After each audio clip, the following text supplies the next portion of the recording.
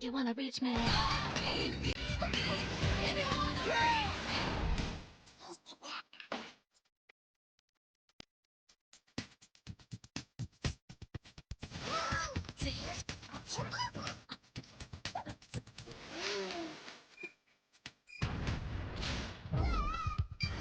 So what's the sitch?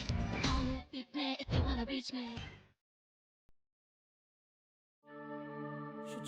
You think this is funny?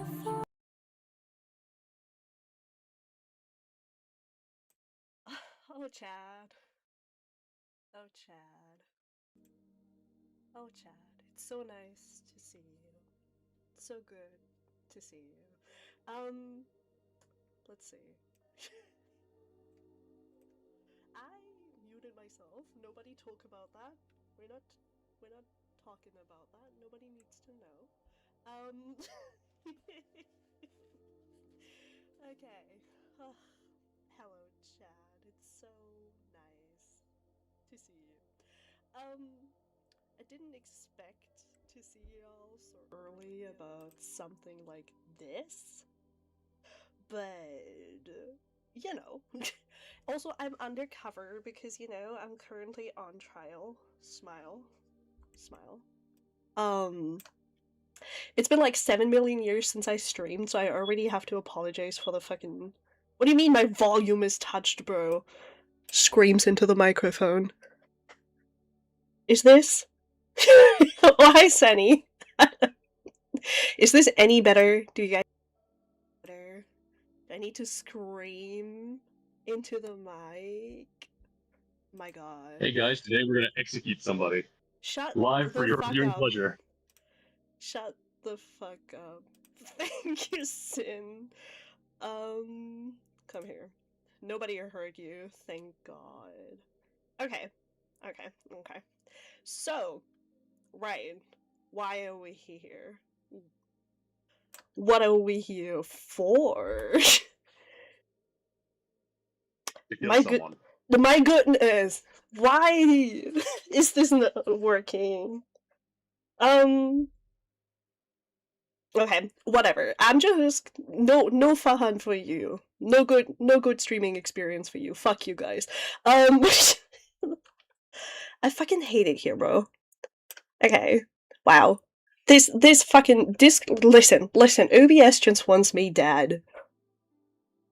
OBS just fucking wants me dead. It's okay.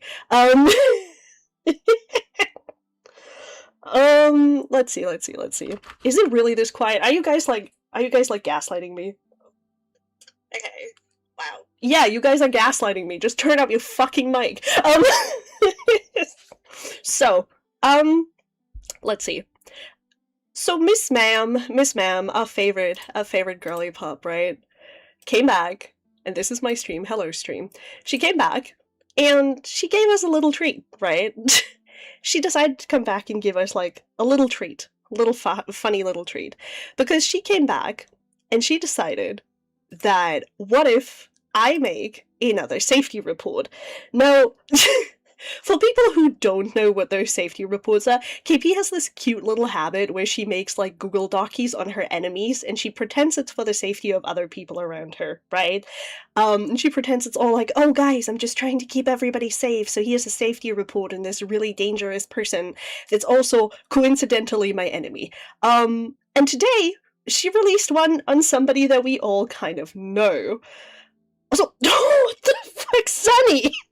Bro, because she released a Google Doc, a Google Docie, if you will, to attempt what all of commentary in ACC has attempted before, which is trying to take Lio down, I guess, question mark.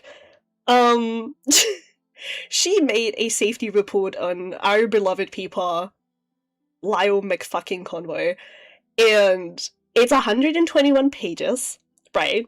I haven't read a single page yet, because why would I?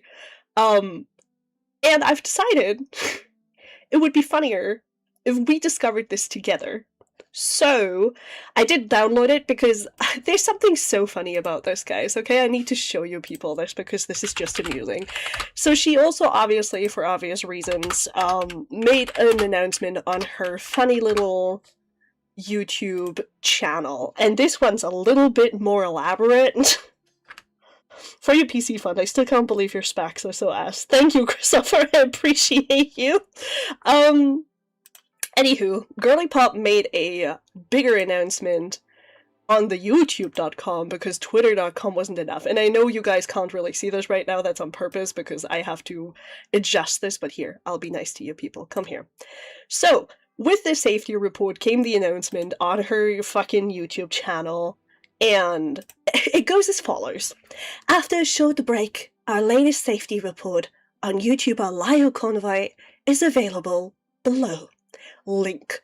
Due to potential access or censorship concerns, the report and any potential future reports are hosted on Mega instead of Google Drive. A read-only version has also been uploaded to YouTube for reference. Video version.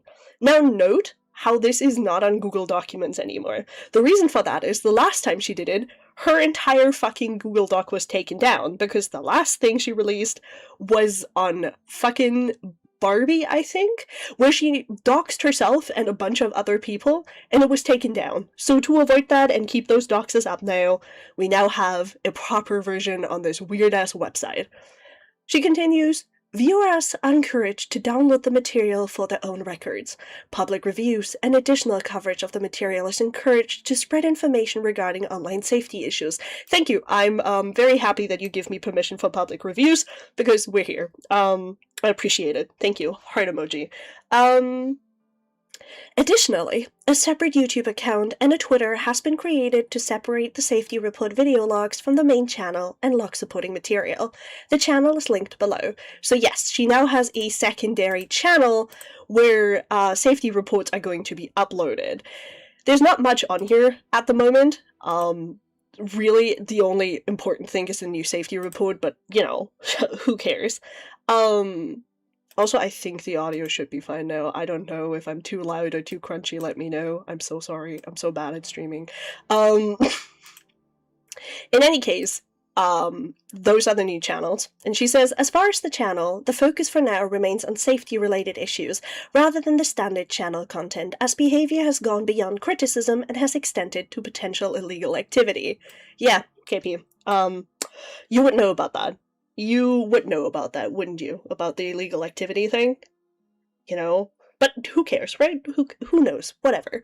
This has included multiple attempts by third-party commentary channels to access details of KP's private life, including sexual and medical history, for publication and monetization purposes. So about this, before we go into anything else, right? About this... This is not how that goes. She's blatantly lying about this, by the way, because it was not that people tried to get access to that. That was just public knowledge. People just posted that. One of her former mods was posting this stuff about her sexual health, and another person was talking about it. Nobody tried to go behind the scenes and, like, access her or whatever. That is not how that happened. People just didn't like her and outed her for shit. Like, boo fucking who at that point, you know? It is currently undetermined whether further reports will be published. It is currently unknown if or when normal content will resume.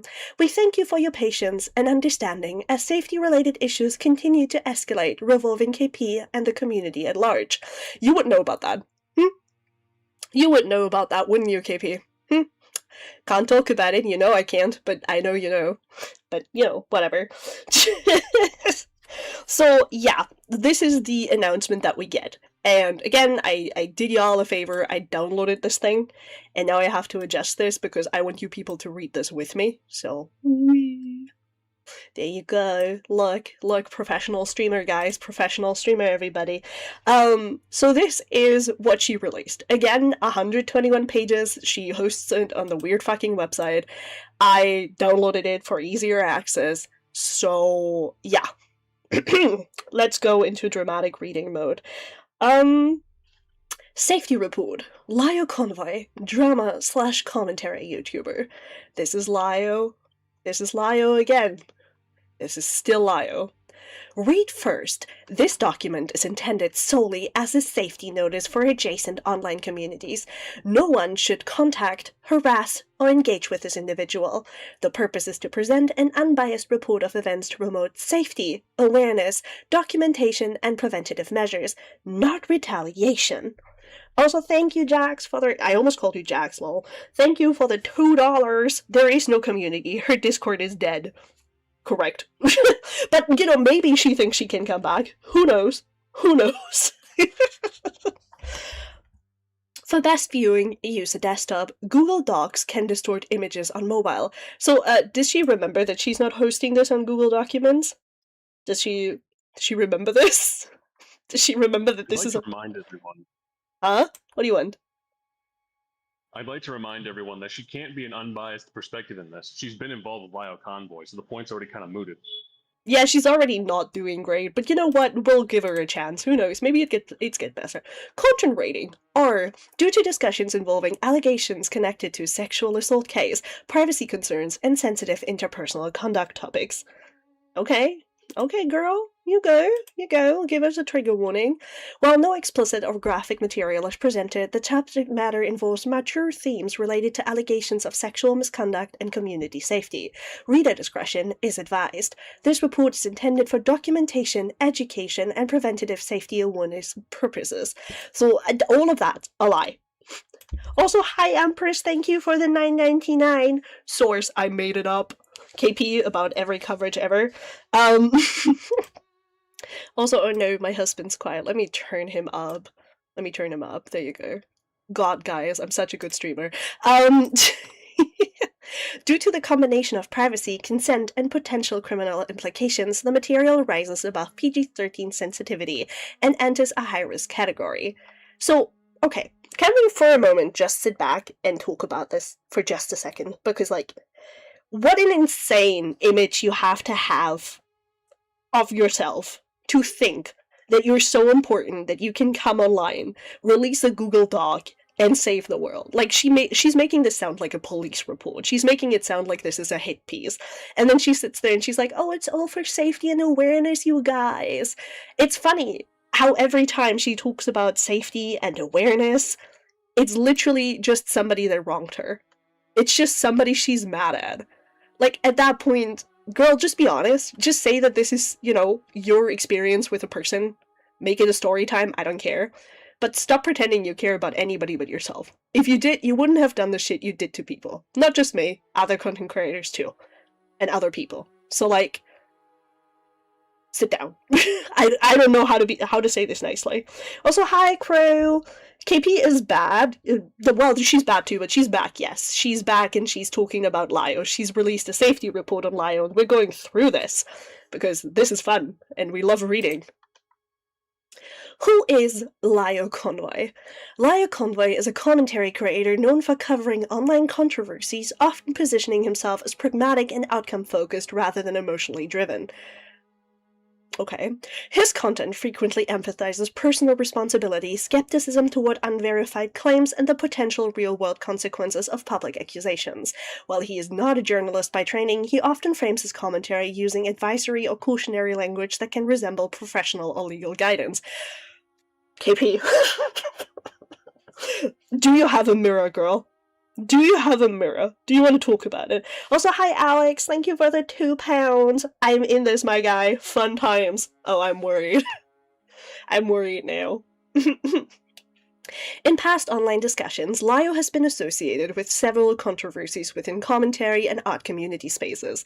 These have generally involved participation in extended confrontation calls or group discussions addressing alleged misconduct in online communities.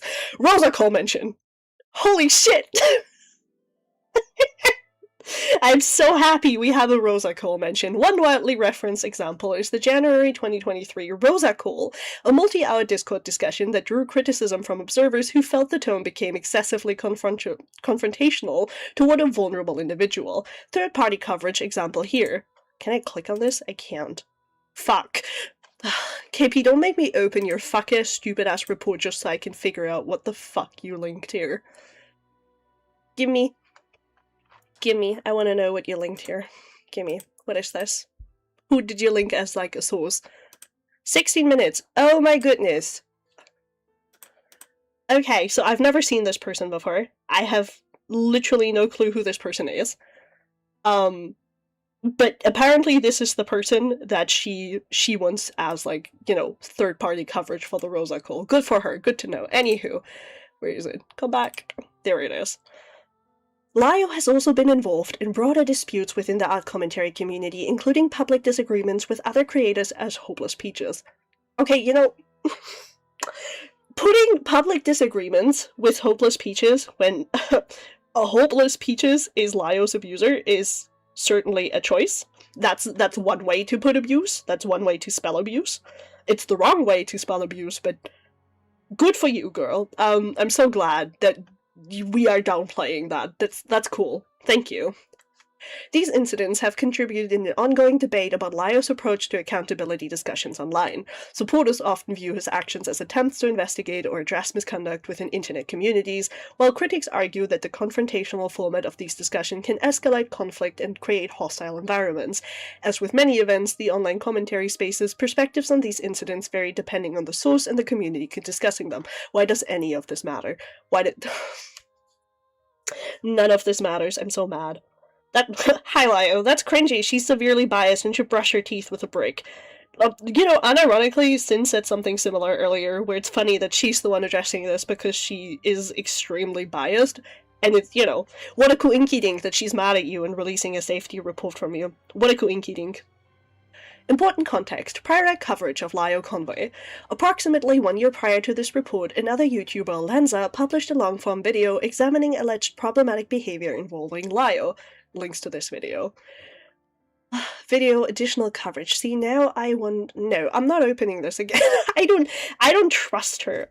Also, Advocate, thank you for the 5 memberships. That's so nice of you.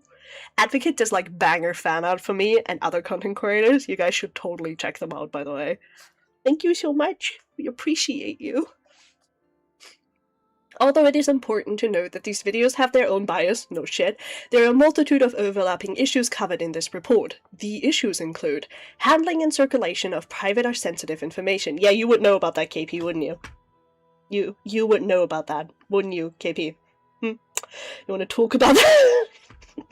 You would know about that, huh? Information shared in limited or private context being referenced or used beyond its original scope. Guys. Rubs hands together greedily. Okay, KP, thank you. Appreciate it. Awesome. This aligns with current concerns regarding the use and dissemination of recorded conversations and private interactions, blurring of private and public boundaries, movement of issues from private discussions into public-facing content or commentary. This mirrors the transition of private calls and conversations into public framing and narrative discussion. Escalation patterns on interpersonal conflict. Situations where conflict increases in intensity rather than being resolved or contained. Aha. She's using so many big people words. Like, I don't like it. It's giving me a headache. Just say words. Reframing or selective presentation of events. Emphasis on certain details while omitting or downplaying others, affecting interpretation. Yeah, you would know about that.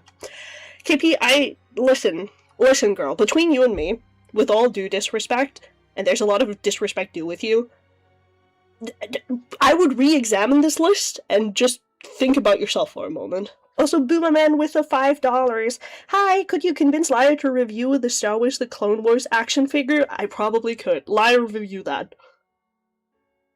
Thank you. There you go. Boom. All the convincing I can do. inconsistencies between private interactions and public positioning, difference in tone, intent, or representation depending on whether communication is private or public, use of narrative framing to guide audience perception. Girl, you are just talking about yourself. Girl, you are literally just talking about yourself. You are literally just having conversations with yourself about yourself. Like, are you fucking kidding me, bro? Be so for real right now. Be so for real right now. Involvement of additional parties in ongoing disputes. Expansion of conflicts through the inclusion of more individuals over time. Challenges around consent, communication clarity, and boundaries. Ongoing tension regarding how conversations are conducted, recorded, and shared. Music, don't fucking overtake me, thank you.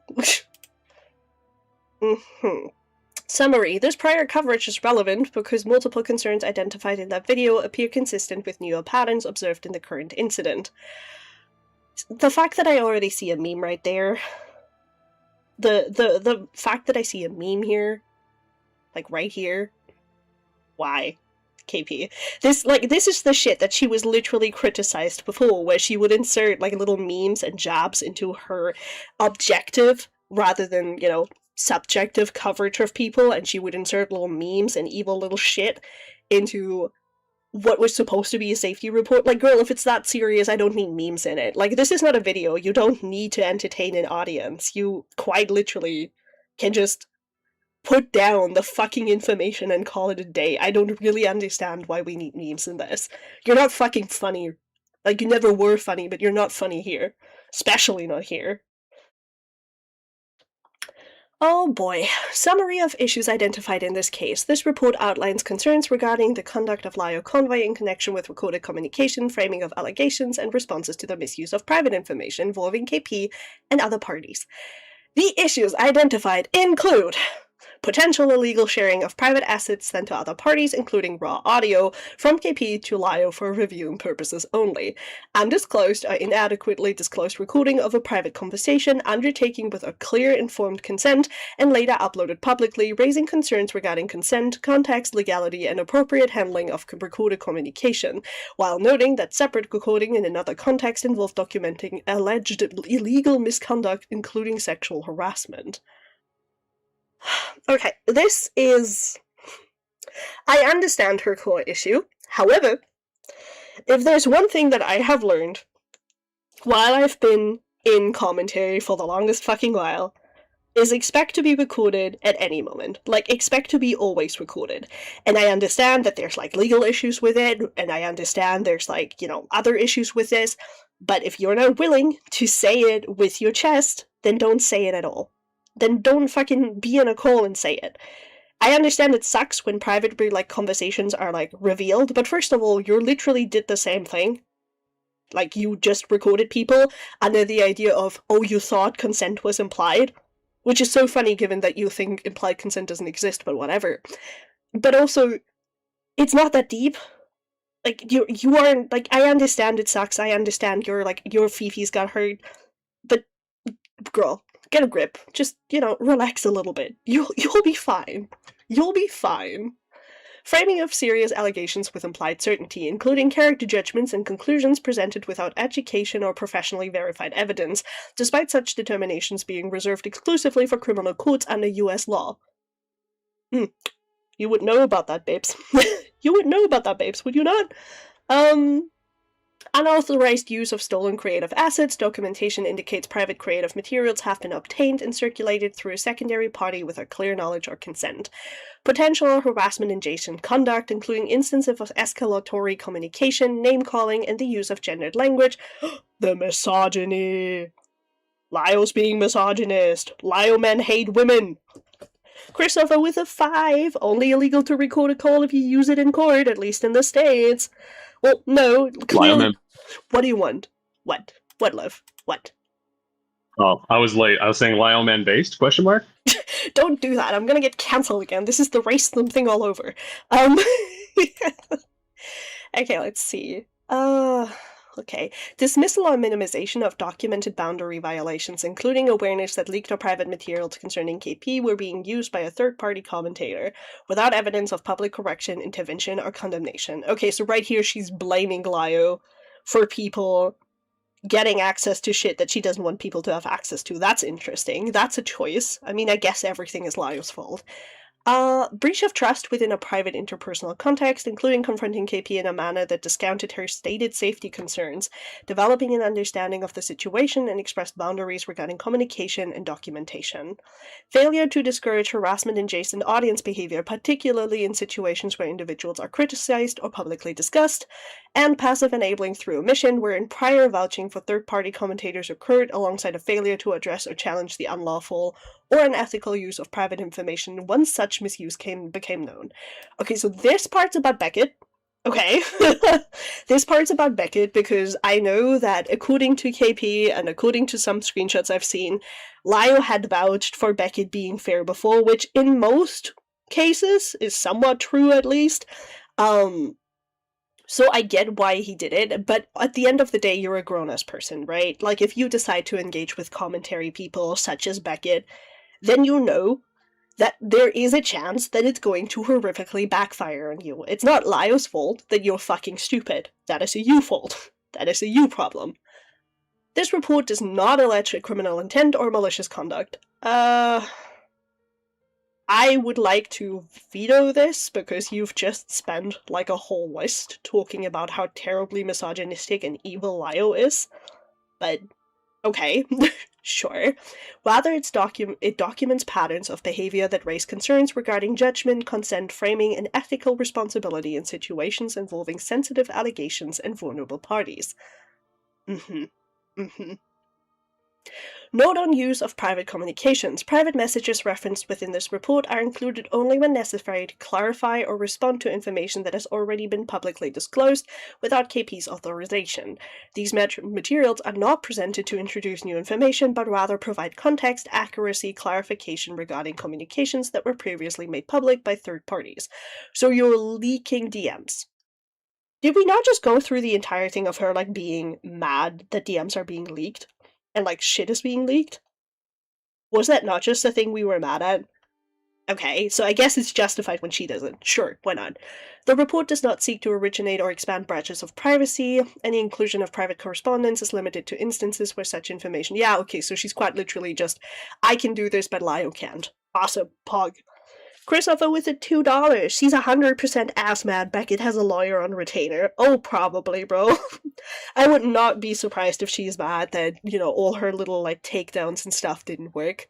But I know she's particularly mad at Beckett. I just know. I have an inkling that she's really mad at Beckett.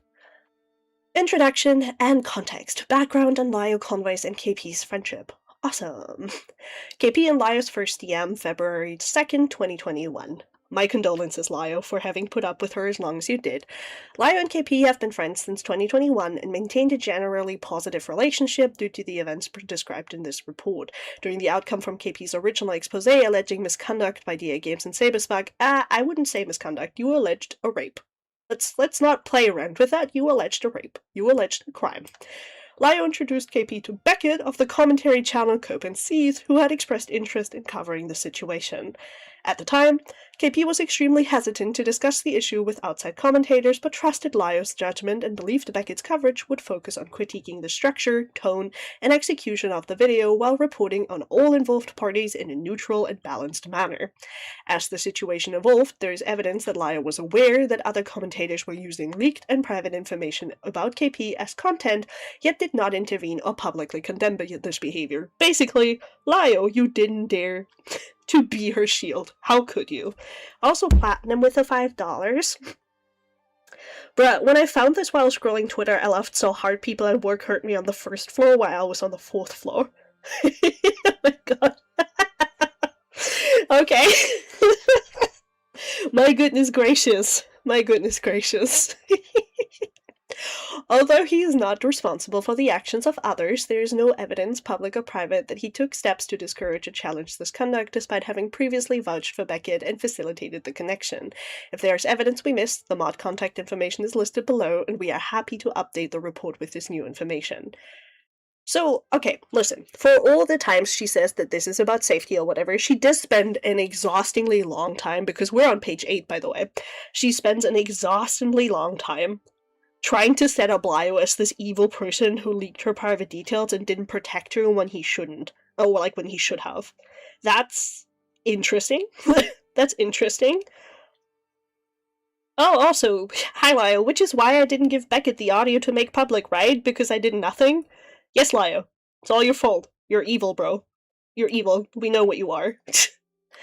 Pre-May 2025, pre-video publication, and general involvement. Prior to May 2025, KP was developing a video project examining safety and accountability concerns within the DA Games online community space. The scope of the video expanded over time to include multiple reported issues affecting additional individuals, employment and moderation practices, the absence of consistent third-party oversight, circulating sexual assault allegations, and broader commentary on online accountability and community safety. Okay, that's a really nice way to frame what you were talking about, because that is not what you were talking about. You were talking about that you were mad that Chris got hired by these guys, and then occasionally mentioned that there might be some safety issues, and then you accused Saberspark of rape. I think that's, that's a little bit, if you're up for feedback, KP, I think this is a little bit, it's like, just a little bit incorrect, but okay. During this production period, KP collaborated directly with Lio, who contributed voice work and participated in the production discussions related to the video's publication. That's not how I remember it. But okay, sure, why not? Can you send me as a draft file? Yeah, cool, thank you. Okay. When sexual assault allegations involving an individual identified as Emily became part of the discussion, Lio advised that a police report should be considered. Correct. The only, correct answer. Contributed voice work. Does she mean my voice notes in the GC? Yes, very clearly you were the biggest part of this video. You just didn't catch that yet, Lio. Sorry. When sexual assault allegations, oh yeah, we went there. Although Emily did contact her local police about this matter, she expressed hesitation toward this option, citing that under the California Public Records Act, police reports may become accessible to the accused party and could contain identifying information such as addresses. Additional concerns about the potential doxing and personal safety were communicated as reasons for reluctance to pursue immediate law enforcement involvement. Readers can read more about the— okay, yeah, I'm not going to read that.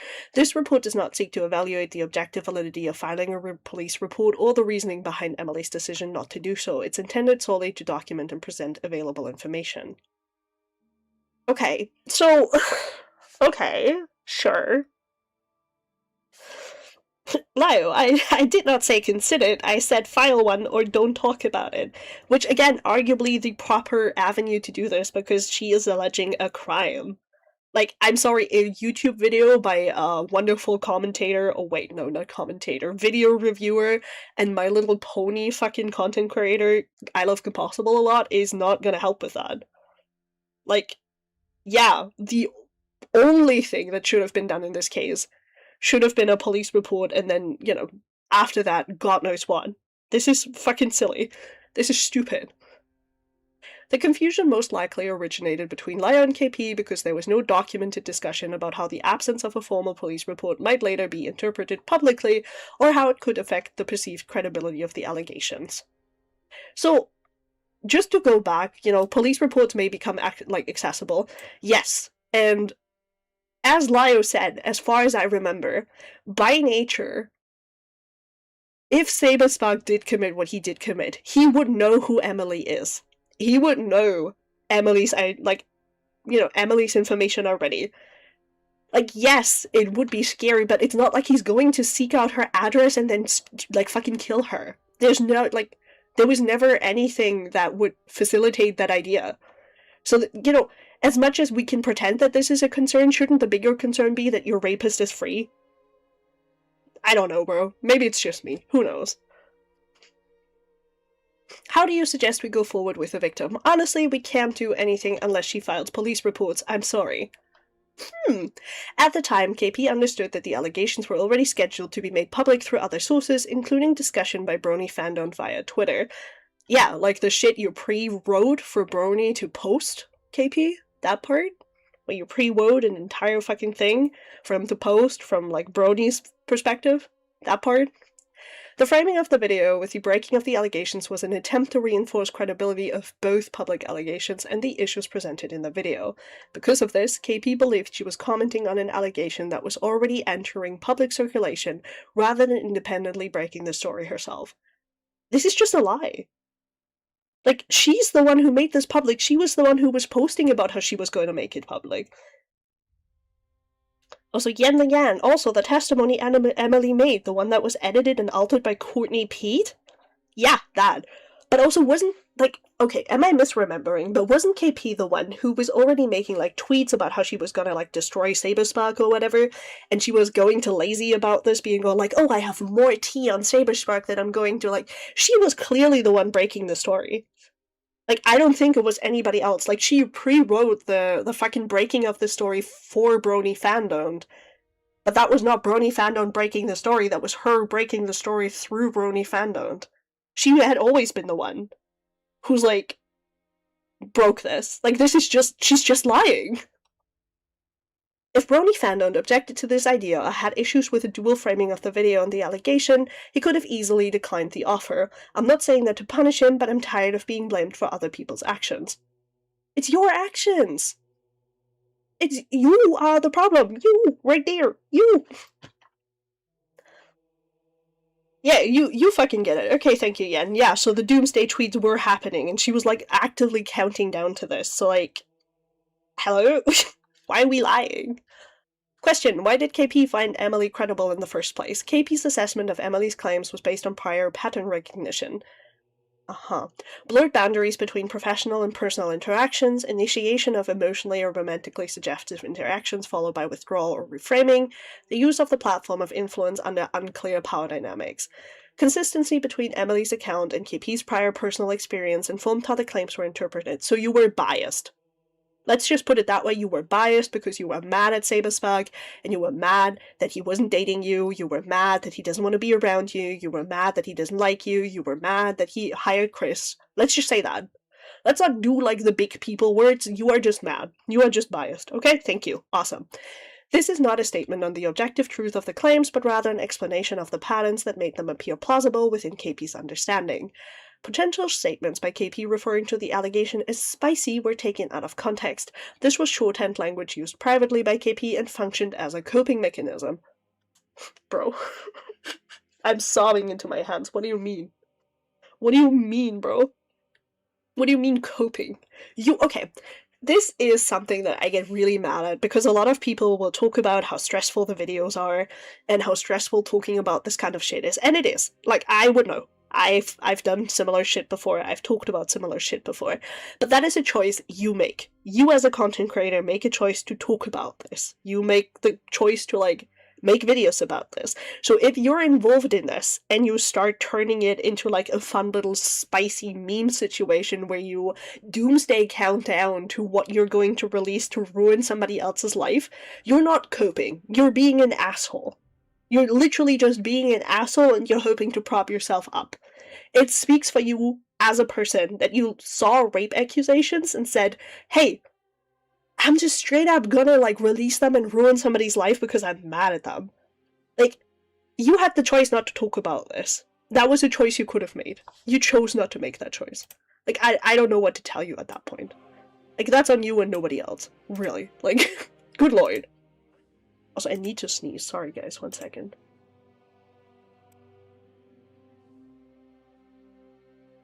Thank God. I sneezed. Oh, KP is coming for me. See.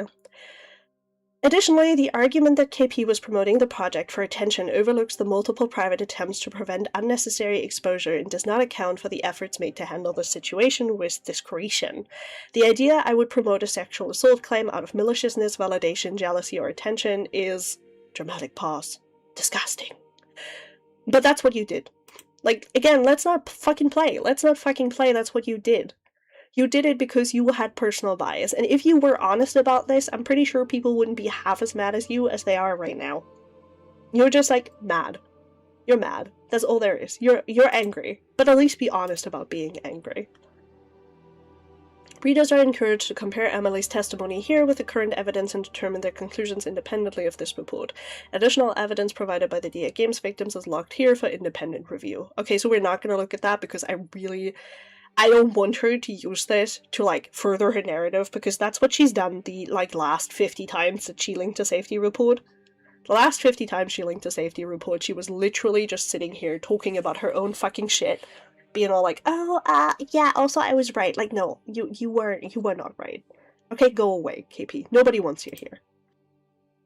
The assumed expectation was that... Oh, right, this is about Lio! The assumed expectation was that the information would become publicly available regardless of a video, and that the referencing of the allegation within that context would provide sufficient grounding for discussion. Subsequent developments following publication indicated that this assumption was incorrect, and the underlying issues remained unsolved. KP on this. Man, if I knew Emily's testimony in the video would question the ethics of the rest of the CSIS in the video, I would obviously not have included it and let it stand on its own to not overcomplicate either issue. There's a lot of things I learned from this whole experience. Yeah, like you not being online and talking about these things. Please fuck off.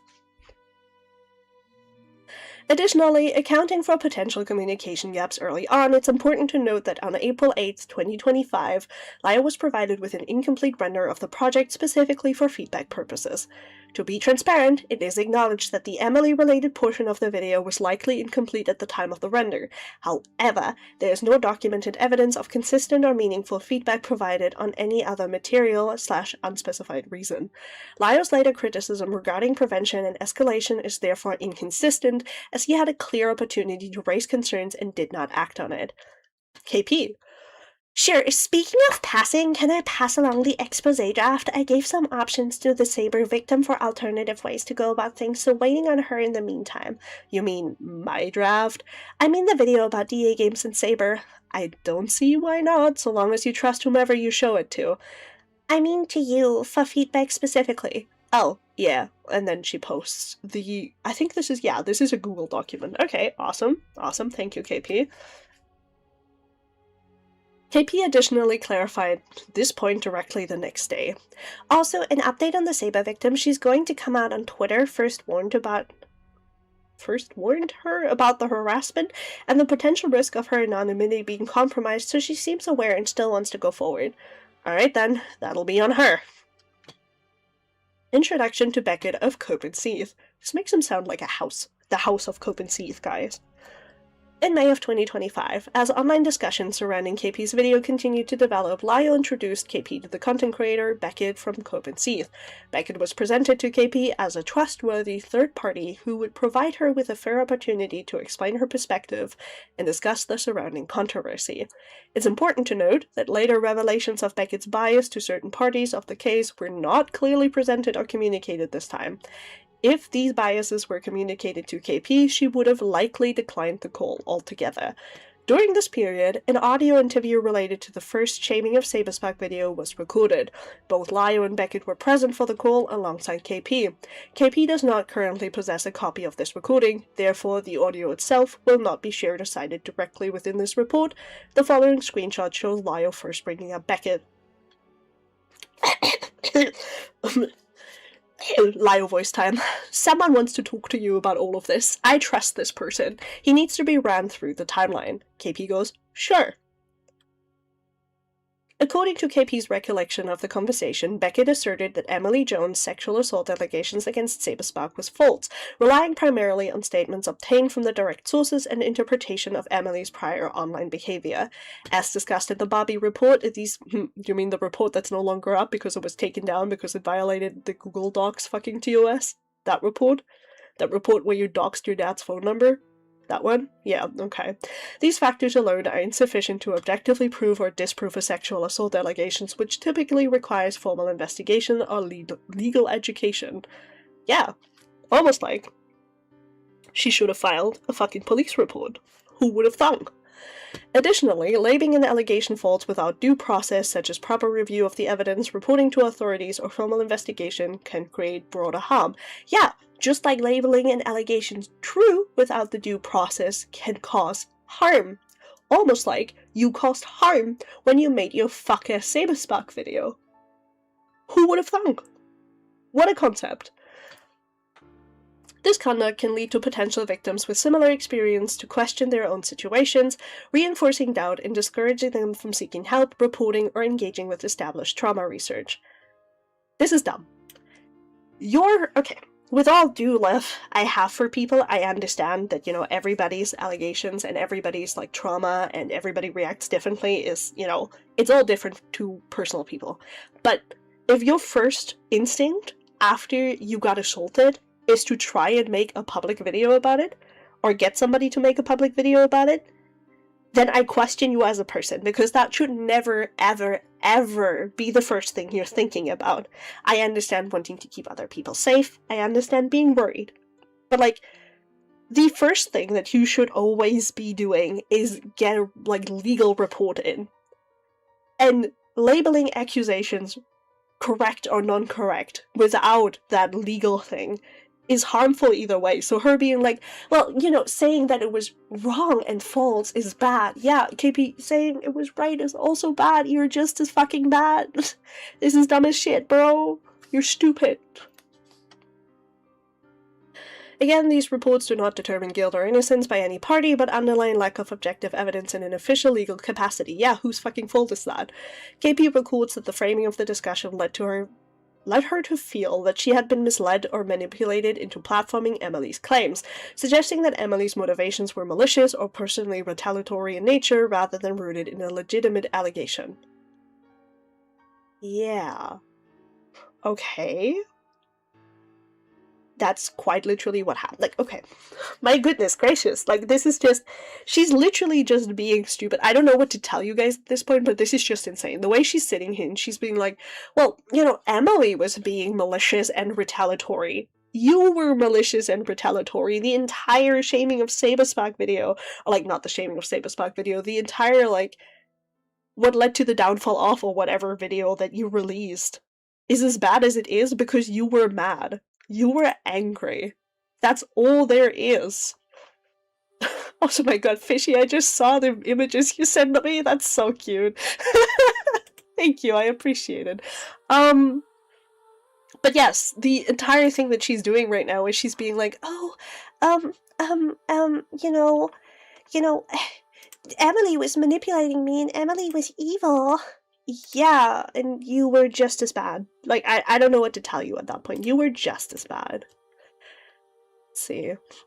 This framing significantly influenced KP's understanding of the situation at the time, leading to KP privately question Emily. ChatGPT failed the fucking grammar correct here, until KP conducted her own research after the conversation over the course of the summer of 2025. This is supported by screenshots like this. I think this alleged victim played you. I'm going to prod them and see what they do. While it's important to acknowledge the seriousness of Emily's allegations and the legitimate complexity involved in discussing such claims publicly, the concerns raised in the conversation to KP's recollection shifted to definitive character judgments regarding the claimant and the circumstances surrounding the claim. I love how none of this is about fucking Lio. I love how the safety report is about Lio, but then all I'm reading is about how Emily is totes evil and how fucking KP wasn't malicious at all and everybody's so wrong about her motivation and she was totally played, guys. You're just mad at somebody who's actually a victim. Where's my Lio manslander? I was promised Lio manslander. I'm feeling played right now. This approach emphasized conclusions about motive, such as assertions of malicious intent or deception, rather than maintaining a position of evidentiary uncertainty. Oh my god, she's using so many big person words. I can't. Listen, English is not my first language. I hate it here. If concerns had been presented through a framework of caution, acknowledging our uncertainty, potential risk, and the need for careful handling, the resulting dialogue may have allowed for a more balanced and constructive exchange. I remember sitting in that call, crying, thinking that I had been manipulated into platforming someone with an agenda, but once I did my own research, evidence seems to point to more complexity. In hindsight, I understand the concerns with platforming something serious, but the issue here was how character framing was used to automatically dismiss Emily's claims. That's, not what happened. This is not what happened, because what happened is people were people were looking into the evidence that both Emily and Saberspark provided, and Saberspark did go through the effort of like finding old devices, having data retrieval done, and showing that a lot of the things that Emily was claiming in her testimony simply were not true. Yeah, that's going to make people not believe Emily. That's going to make people believe Saberspark. That's how that happens. So it's not that we framed her based on her character. Yes, her past played a small part in this, but we've also framed her on the quality of her evidence, which was lacking. Meanwhile, Saberspark had much better evidence that was just disproving hers. It's kind of silly to pretend that we didn't like Emily just because of who she was or who she is. Please note, if a full recording of the call between KP, Lio, and Beckett is released at a later date, KP did not consent to its publication. The release of such material may be legally questionable and may function to redirect attention away from KP's recollection of events and should be evaluated within that broader context. Your recollection does not matter if we can see the facts. If I can see the call happening, your recollection no longer matters because I can see what actually happened. This is a dumb fucking point. Jesus. Question: why did Lio introduce KP to Beckett, and how did that dynamic shift over time? Taking everything into account, Lio's introduction of KP to Beckett may have functioned as both an attempt to reduce credibility damage for both KP and Lio, as well as a way to redirect communication and involvement away from Lio and towards a third party. Yeah, almost like Beckett wanted to get more details and asked Lio to get... Girl. Women, I swear. Over time, as Beckett's approach appeared to become more aggressive and less controlled, there was no clear indication that Lio intervened or challenged that behavior. It's not his job to. If you were uncomfortable with anything Beckett did, you could have just simply pulled away. Like, you can quite literally just decide to no longer speak to people. You have the choice to do that. You have the choice to not engage with commentary people. You have the choice to not speak to commentary people. If you felt like Beckett's coverage was garbage, you could just walk away. That was an option you had, okay? That was a thing you can do. If one individual introduces another into a situation and then steps back while that third party takes more an active or escalatory role, it can create ambiguity about responsibility and oversight. In this context, KP's interaction shifts from one party, Lio, to another, while the original point of the contact does not appear to re-engage or clarify boundaries. This can result in reduced accountability, unclear lines of responsibility, and increased risk of third-party conduct becomes more aggressive. This is so dumb. This is so dumb. Why are you placing the responsibility of your own actions of making a video, writing the script, recording it, editing it, and then releasing it onto Lio? That is not Lio's fault. The consequences of your own actions are in fact just that, the consequences of your actions. It was not your job to, leash Beckett. It was not Lio's job to, tell Beckett to not talk to you. If you had a problem with Beckett's coverage, or you were unsure about Beckett, you should have vetted Beckett. You can look at Beckett's content. He's a public creator. He's pretty damn public. Just talk to people. And then make the decision of talking to him. Just because Lio said this guy is trustworthy, you can't just say, oh yeah, I'm gonna talk to them. That's on you. That's literally on you. The kindest way I can say it, it is your fucking fault. It's on you. First instance of sharing private materials, August the 8th. On or about August the 8th, 2025, KP provided Lio Convoy with a draft recording contained updated commentary reflecting a change in her previously stated views regarding the Saberspark Emily Jones situation. The recording was shared privately for review and feedback purposes only and was not intended for public distribution. K, don't share, obviously. I'll take a listen. Subsequent evidence from the Bobby report indicates that this draft material most likely had been shared to additional third parties without documented authorization. Individuals identified as having received, heard the audio, or discussed the material include YouTuber Cartoon Space She, YouTuber Ying the Yang. Yen? Is this supposed to be Yen?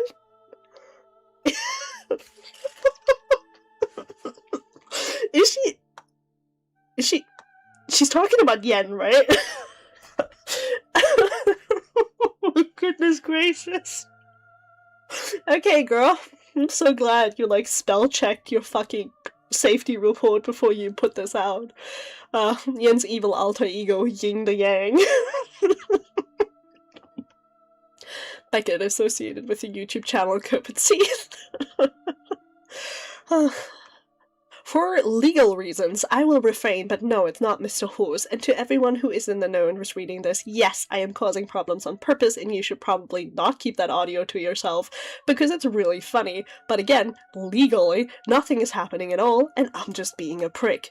Because I keep forgetting that reading comprehension is dwindling in the year of our Lord 2025, I'll reiterate that no, it is not a misanthrope. LMFAO, leave him alone. Copen teeth, Yingifer, Mother Yingifer. So Yen the Yan pointed out that, oh my god, so you include a screenshot where it is spelled correctly and then you do this shit? Come on, dude. So Yen the Yan pointed out something in your YouTube short. Audio of KP's August draft is out, so I thought I'd make an edit so you can hear this in her own voice. KP's been crying about DA Games abusing legal threats to silence her, but she has no issue doing it herself. Pathetic. LMAO. The circulation of the draft appears to have occurred prior to any finalized or publicly released version by KP. Beckett's admission regarding the audio. Beckett later confirmed during a public stream that Lio had possession of the audio and had shared that information with him directly. The source is logged here for transparency to our readers. The admission is quoted below. Yes, it was because I went to ask Lio, who I knew had the audio, and said, hey, does the script line up with the audio? And Lio said, yes, though there are slight differences. Beckett further clarified that he personally verified this because Lio had already shown him the recording. I know Lio has the audio because he showed it to me. These statements indicate that Beckett was aware Lio possessed the recording, publicly admitted to it, and had access to it through him prior to the audio circulating publicly. Fun fact! Katunchi was adding me as a friend multiple times to try and pressure me into giving him KP's draft audio. I was the person he meant when he said, you shouldn't keep that to yourself. Listen, I'm not gonna deny or accept anything, because the last time I did that, you know. So, listen, it might have been funny. It had potential to be funny. But also, this kind of doesn't line up with what she's claiming. Because she's like... So here she's claiming that Beckett had direct, access to the audio. This is in October. And then here she's saying, well, he only had access through Lio, which means Lio showed him that. The fuck?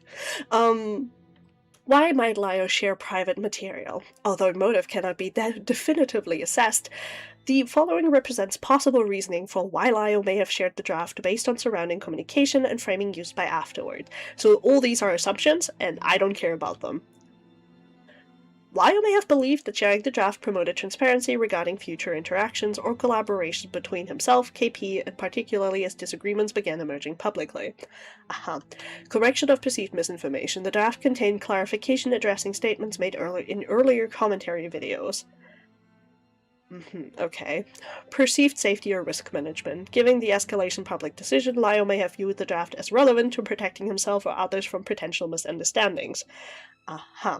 Perceived legal concerns. At the time, discussions surrounding the legality and potential liability were increasingly present within broader discourse. Yeah, like when you fucking killed me. Sharing the draft may have been interpreted as a way to demonstrate awareness of shifting positions or to mitigate perceived legal exposure connecting to ongoing commentary. Reacting to KP's changing position. Following additional research conducted after the shaming of Saberspark video, KP's perspective on the Saberspark/Emily Jones case evolved.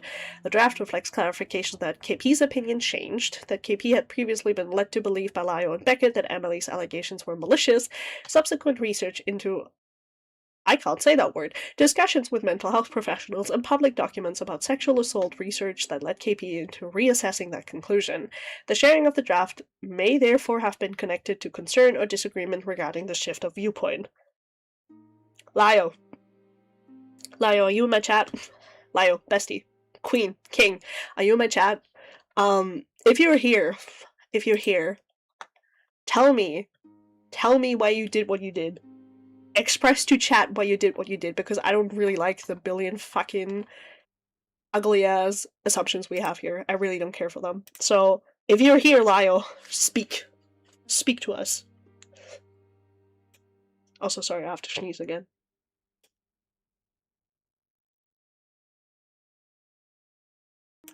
Ugh, I live in a society, bro. Why this matters legally. US context. Did she not have an entire section about this where she was like, oh, I'm not like a lawyer or whatever, I'm not going to talk about this? Isn't that a thing that happened?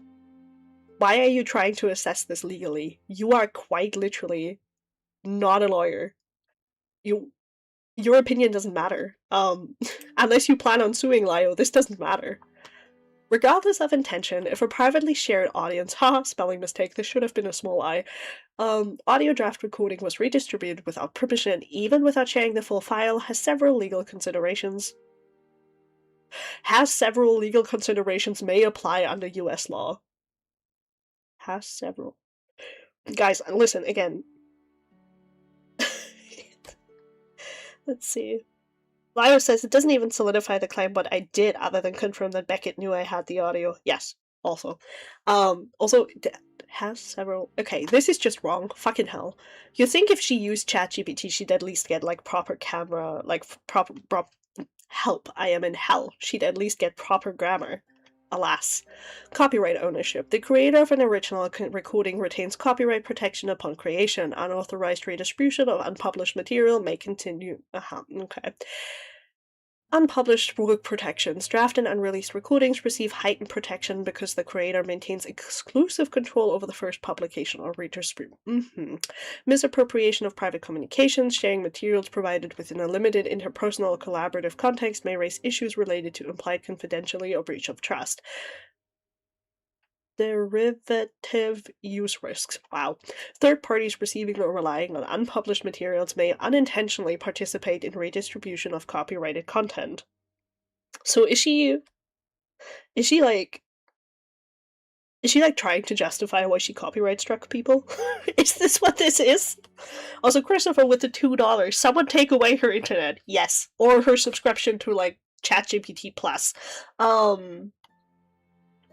Because this is like, she's kind of like setting up that she's legally within her right to copyright strike people. Which, like, sure, maybe, but like, in an interpersonal context, that's fucking stupid. Why are you doing this? These considerations do not independently determine liability, but explain why unauthorized sharing of draft media can create potential civil exposure. Is she trying to threaten Lio with a lawsuit? Is that what it is?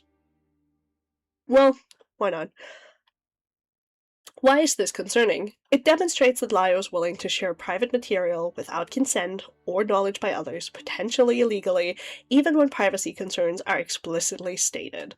Regardless of Lio's relationship with KP or his understanding with the developing case, KP's privately shared material was circulated and externally confirmed beyond the collaborative context by Lio. Such actions can lead to potential increases in harassment, misinformation, or further safety concerns for all parties. If draft audio or written material was verified through outside parties, this indicates that individuals with the access to the material were discussing or validating it beyond the original purpose for which it was shared. At no point was KP clearly informed that her materials were being distributed, reviewed, or confirmed externally, and only determined the material was shared after the fact.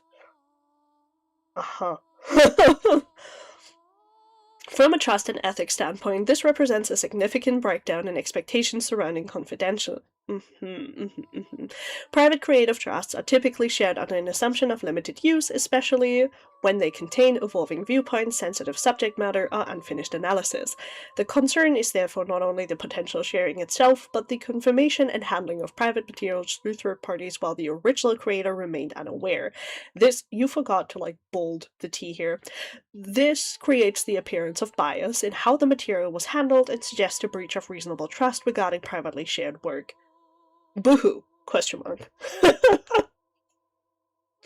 Angie with the $2 Canadian. When can we expect a KP and ChatGPT marriage? Soon, girl. Soon.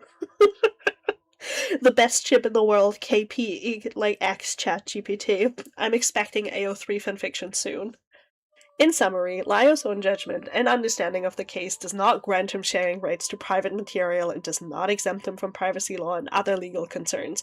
Again, are you threatening to sue Lio? Because with what money? Girl, with what money?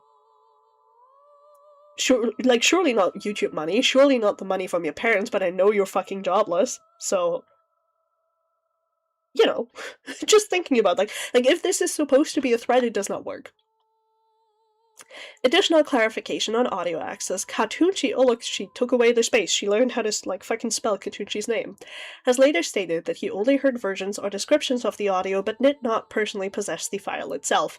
Based on these statements, oh my god, the currently identifiable access chain appears to be KP, Lio, Beckett, Yin the Yang.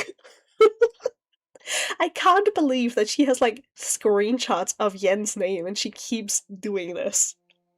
Yin the Can't believe Yang. Yen's checking now. Yin the Yang, girl. Yin the Yang. Katunchi appears to have a passive recipient on information about the audio rather than a direct holder of the file. Kind of like Beckett. Kind of like Beckett. Boomerman with the $2. Nah. Chris the Narc XKP. Oh god, that's evil. That's evil, dude.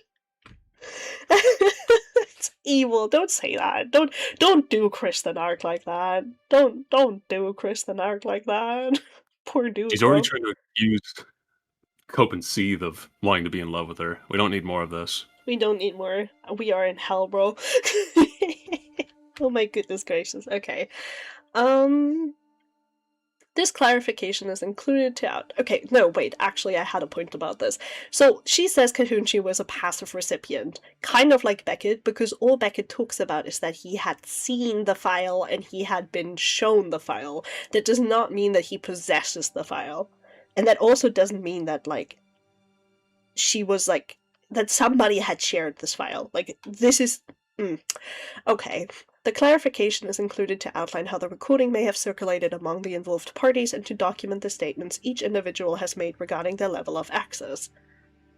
Lio aware. Oh my god. Lio aware of private information being shared October 6th. There's Lio. Man. Additional documentation indicates that Lio was aware that private communications and materials related to KP were circulating within commentary spaces. These materials included private recordings, alleged private details about KP's life, and documents whose method of acquisition and authorization for distribution were disputed. Despite this awareness, there is no available evidence that Lio publicly objected to the circulation of these materials or discouraged their dissemination from others in commentary. Okay, so... We're back at square fucking one, where everything is Lio's fault because he should have stopped people from sharing this. That's kind of ridiculous. Like, with all due disrespect, that's kind of ridiculous. Because, again, why is it his job to tell people not to share things? If you even want to believe that he was the person who shared things, because that's a whole other, like, rabbit hole I'm not willing to, like, get into right now, but... The fact she sits here trying to be like, oh my god, yeah guys, you don't understand, Lio totes shared all this, and it's like, no, you didn't even prove that. You are saying things that aren't even objectively, like, true. Why? Stop it. Get some help. Similarly, there's no indication in the available record that Lio attempted to privately contact KP to verify the status of these materials, clarify whether the distribution had been authorized, or raise concerns about the potential legal or ethical implications of their circulations. Girl, it's a video draft. Like, with all due disrespect, this is a video draft. This is not, like, the fucking Constitution of America. It's a video draft. If it leaks, that sucks ass, but it's happened to every other commentator and fucking content creator before. You're acting like, you know, your fucking status of marriage got leaked. It's a video. You're fine. Just fucking change it. Like, this is literally what happened to Jar during the Cine Bear shit and he came back. I don't know why you're being so dramatic about it. This absence of objection is notable given that materials in question involved private communications and potentially sensitive information. Very nice, very demure, very mindful. In situations where legality or consent surrounding such materials is unclear, commentary participants typically face a decision between engaging with the material or declining to participate in its dissemination until its provenance and authorization are clarified. She's acting like a lawyer. She's speaking like a lawyer. Who? I can't even believe that ChatGPT would write this for her. Like, listen, This is like so fucking dumb. Like, she's making a safety report on Lio, and all she's currently proven to me is that there is an allegation that Lio shared a draft of a video you made to somebody who didn't want to have that draft. Okay. This could have been an email. This entire thing could have been an email. Canon-based analysis of available evidence suggests that a reputational risk may have been a limiting factor in Lio's response, so you're accusing him of doing this for his reputation when he wasn't even involved in this video. Okay. Specifically, reluctance to challenge a prevailing public narrative, particularly within his immediate social or professional networks, may have discouraged more direct intervention. So you're saying he was scared of Beckett, and he didn't want to clash with Beckett, as if they didn't spend, like, years clashing with each other. I'm scared of Beckett, he's bald. He is bald. We should be scared of Beckett. He is bald.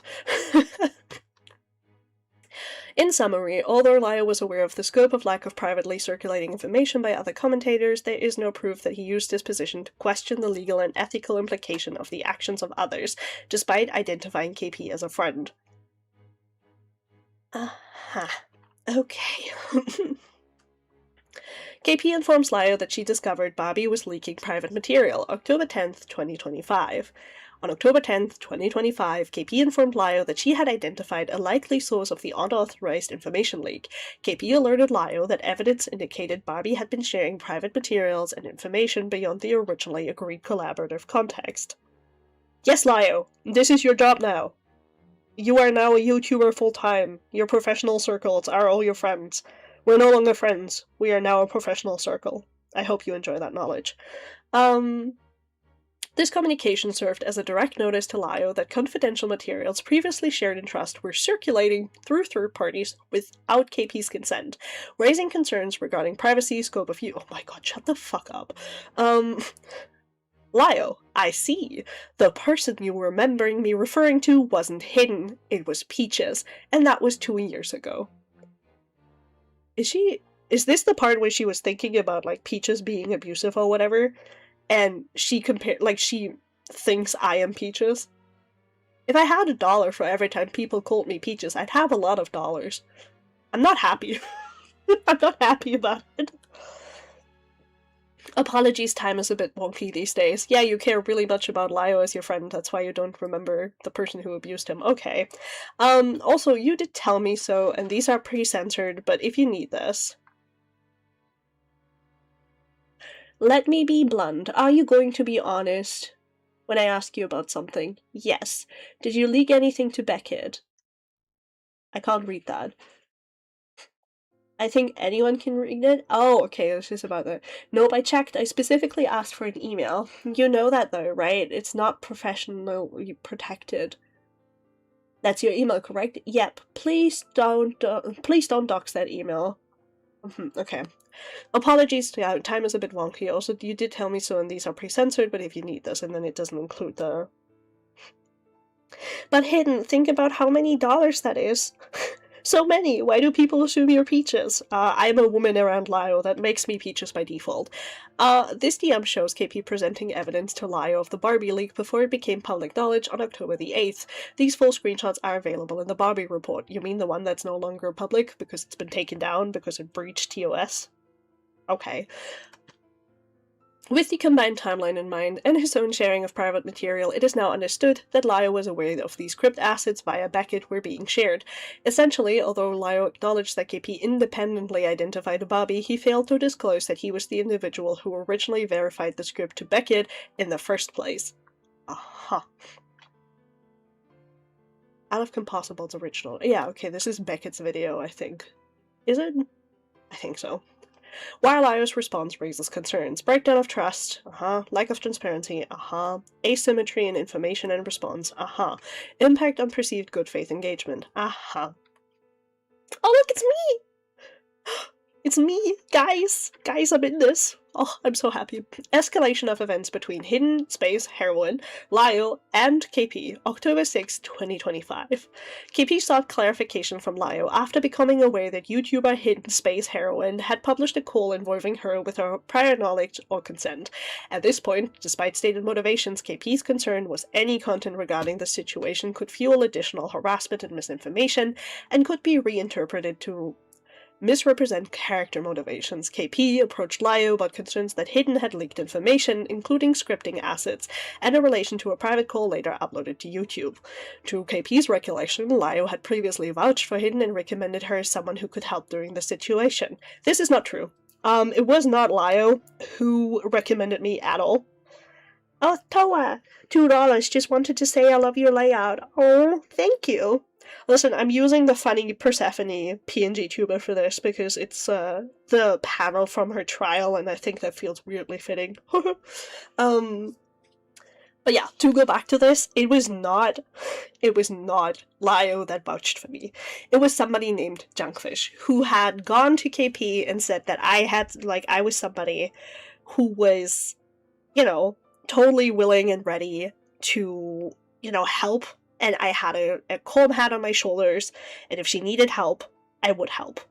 That's what happened there. It was not Lio. Lio denied any direct connection, as shown below. Hey, I think we need to talk. I'll have some time tomorrow evening. Why would you let me talk to a heroine? Okay, if she was going to leak a call. I can explain another person's actions to you. I'll be able to call tomorrow at 6 PM CST. Did you have any knowledge that that was her intention, though? I'm trying to give the benefit of the doubt, but it feels like I've been set up. Although there is no direct confirming evidence that Lio did recommend Hidden to KP, further reviewed evidence include a call timestamp between Lio and KP that closely aligns with when Hidden was added as a direct friend on Discord by KP, May 1st, 2025. There's no evidence prior to this independent communication between KP and Hidden before this point. So fun fact about this. Again, it was her who friended me. I can show you guys that. I have no fucking... Okay, actually, I probably shouldn't I shouldn't show you guys that, because the last time I showed you people anything, I was murdered, so I might not, but she, if you want to believe me, right, she was the one who added me upon Junk's recommendation, and we talked about a lot, and then I ignored her for months on end because I was busy, right? And then after I was done being busy, I talked to her back in October. So Lio had nothing to do with that. Lio didn't recommend me, Lio didn't tell me to help her. I was actually one of the only people who vouched for KP during the whole debacle with her video because I wanted to be nice. And I wanted to, try and be good faith about it. And I was willing to help her because I didn't know shit about her or her motivations. So it's kind of silly to try and set up Lio as the person who set me up with her when I came to her in, good faith, trying to help, and she lied to my fucking face. But, whatever. Oh look, it's me! First EM. Sticker cannot be rendered. Lio calls KP immediately before KP adds Hidden. Publishing date of the video. Okay. Timestamps evidence show Hidden was added by KP only 2 minutes after a conversation with Lio ended. While this does not confirm an introduction directly, it raises a reasonable question as to how contact began, as it would generally be unlikely for KP to involve a completely unknown person in a sensitive situation without some form of prior indication or vouching.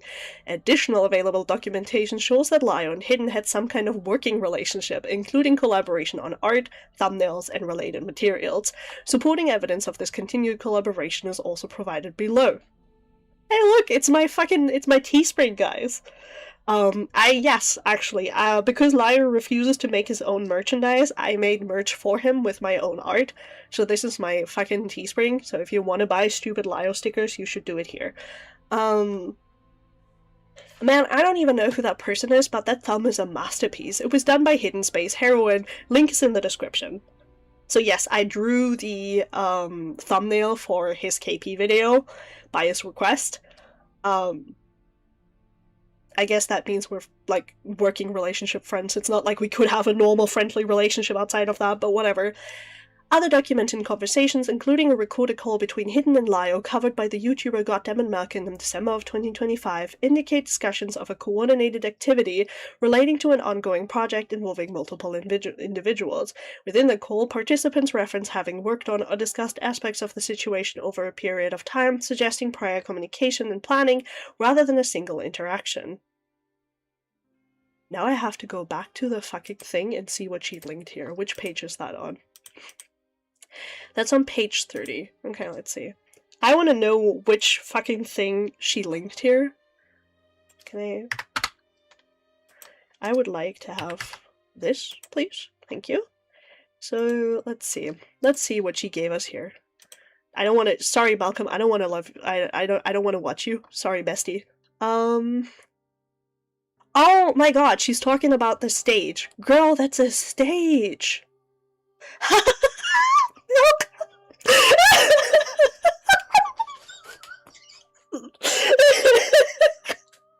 KP, you can take this down or I'll have it taken down. Use the Wayback Machine or link my content instead of re-uploading it to your own channel. Oh my goodness gracious! Hi, Malcolm. I'm so sorry that she took your fucking content and put it on a channel. I did not see that. I am so sorry, dude. I'm so sorry. Oh my god. So yeah, this is Malcolm's stream on a stage I had in November. It doesn't matter on what, doesn't matter why, just know it happened and just know it was public. This is not a private call. This is just a stage that I had that we had uploaded for other people in Catslayer to have access to it because it pertained to Catslayer. And Malcolm reacted to it because, yeah, the link was in Catslayer, it's technically public. So apparently KP decided to just straight up, like, take that video and re-upload it without Malcolm's consent. I am so sorry, Malcolm. I did not know that she was gonna do that. If... I hope she takes it down. Like, I hope she takes it down, because this is just kind of shitty to do, to just steal your content. But, you know what? Sure, why not? Okay, let's see.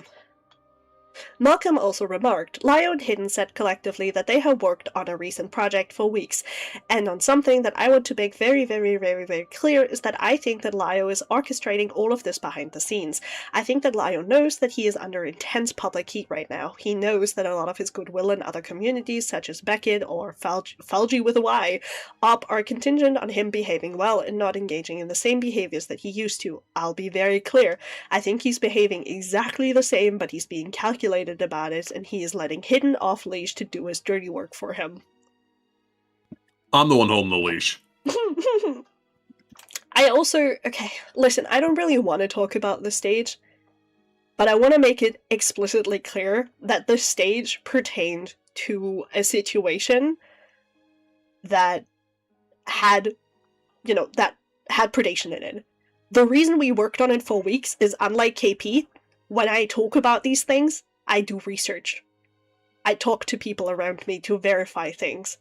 So yes, the research happened for weeks. I don't know why KP is framing this like a bad thing. I really don't understand. Okay, let's see. It's important to note that this statement only reflects Malcolm's interpretation of the interaction based on the tone and content of the conversation presented in his coverage.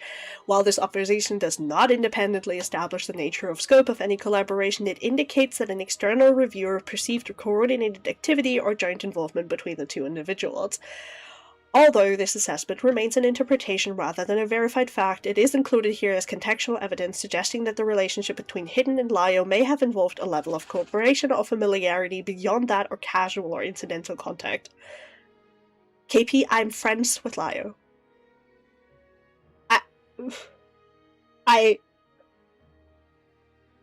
Dude, listen, I don't...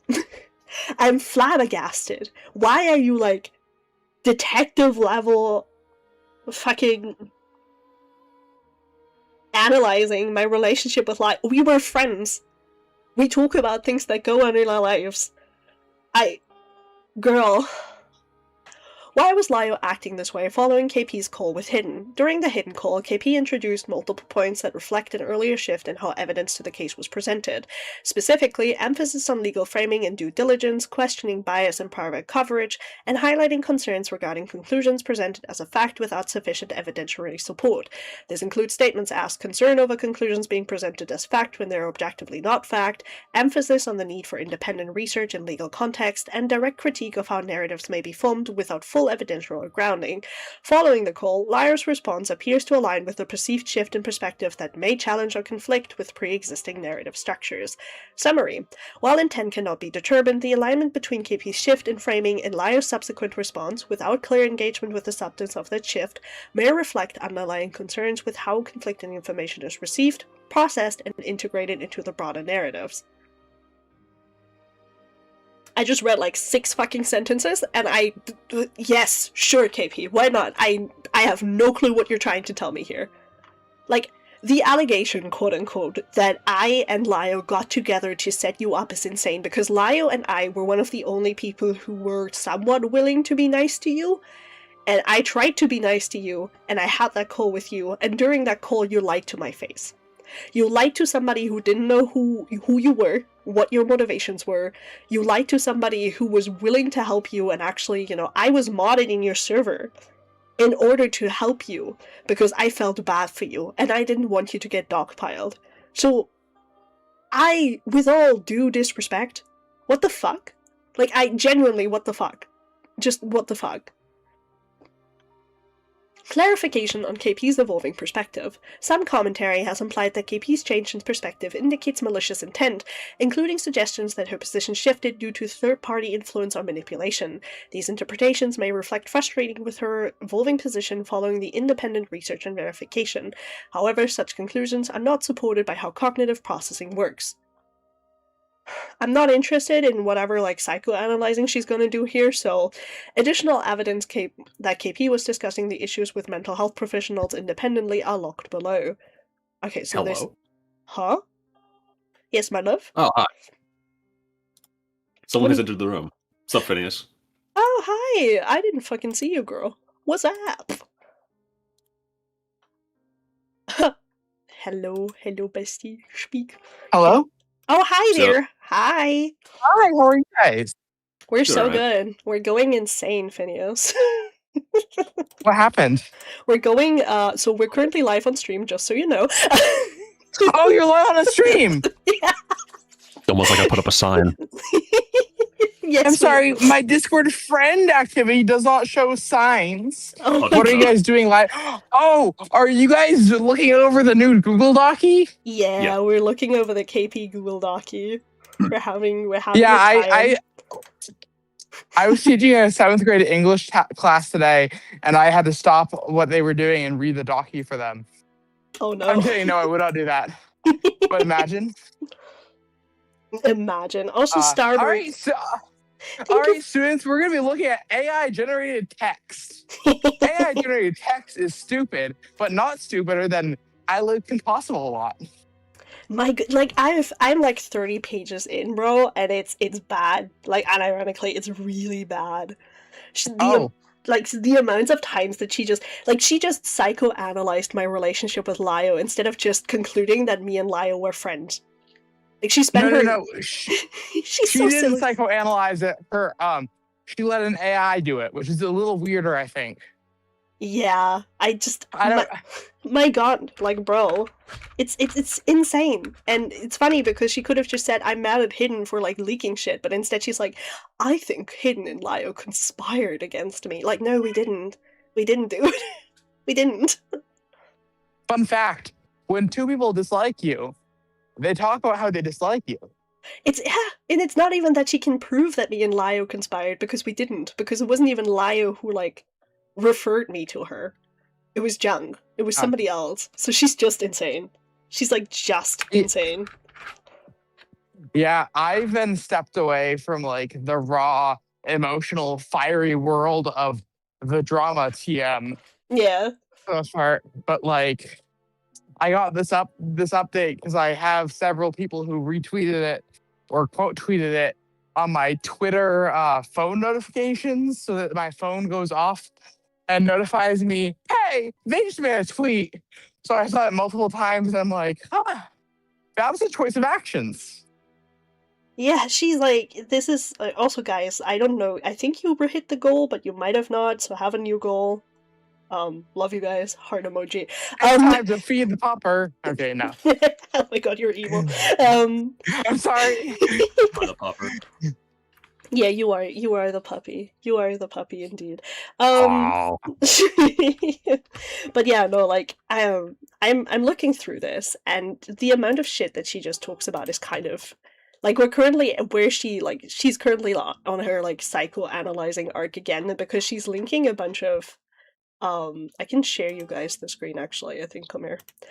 There it is. Well, I'm on my phone. I'm currently walking home. But Oh. I Also, Xiao Kriashio, I don't know how to say your name, but thank you for the €10. I appreciate you. You're so cool. You're so pog. Ugh, I love my fan base. They're so nice to me. That's so nice of your American fan base to convert their real world money into euros just so they can donate to you. It is so nice. That is so sweet. Okay, let me go back to this. Thank you guys for removing money from the American economy. I appreciate it. Remove it from the American economy. Give it to me. I'll take care of it. Hey, it's okay. I know I won't own a house for the rest of my life, and that's fine. Hidden can get $10. Sorry, 10 euros. My goodness. What the fuck is a kilometer? Okay, let's see. Right.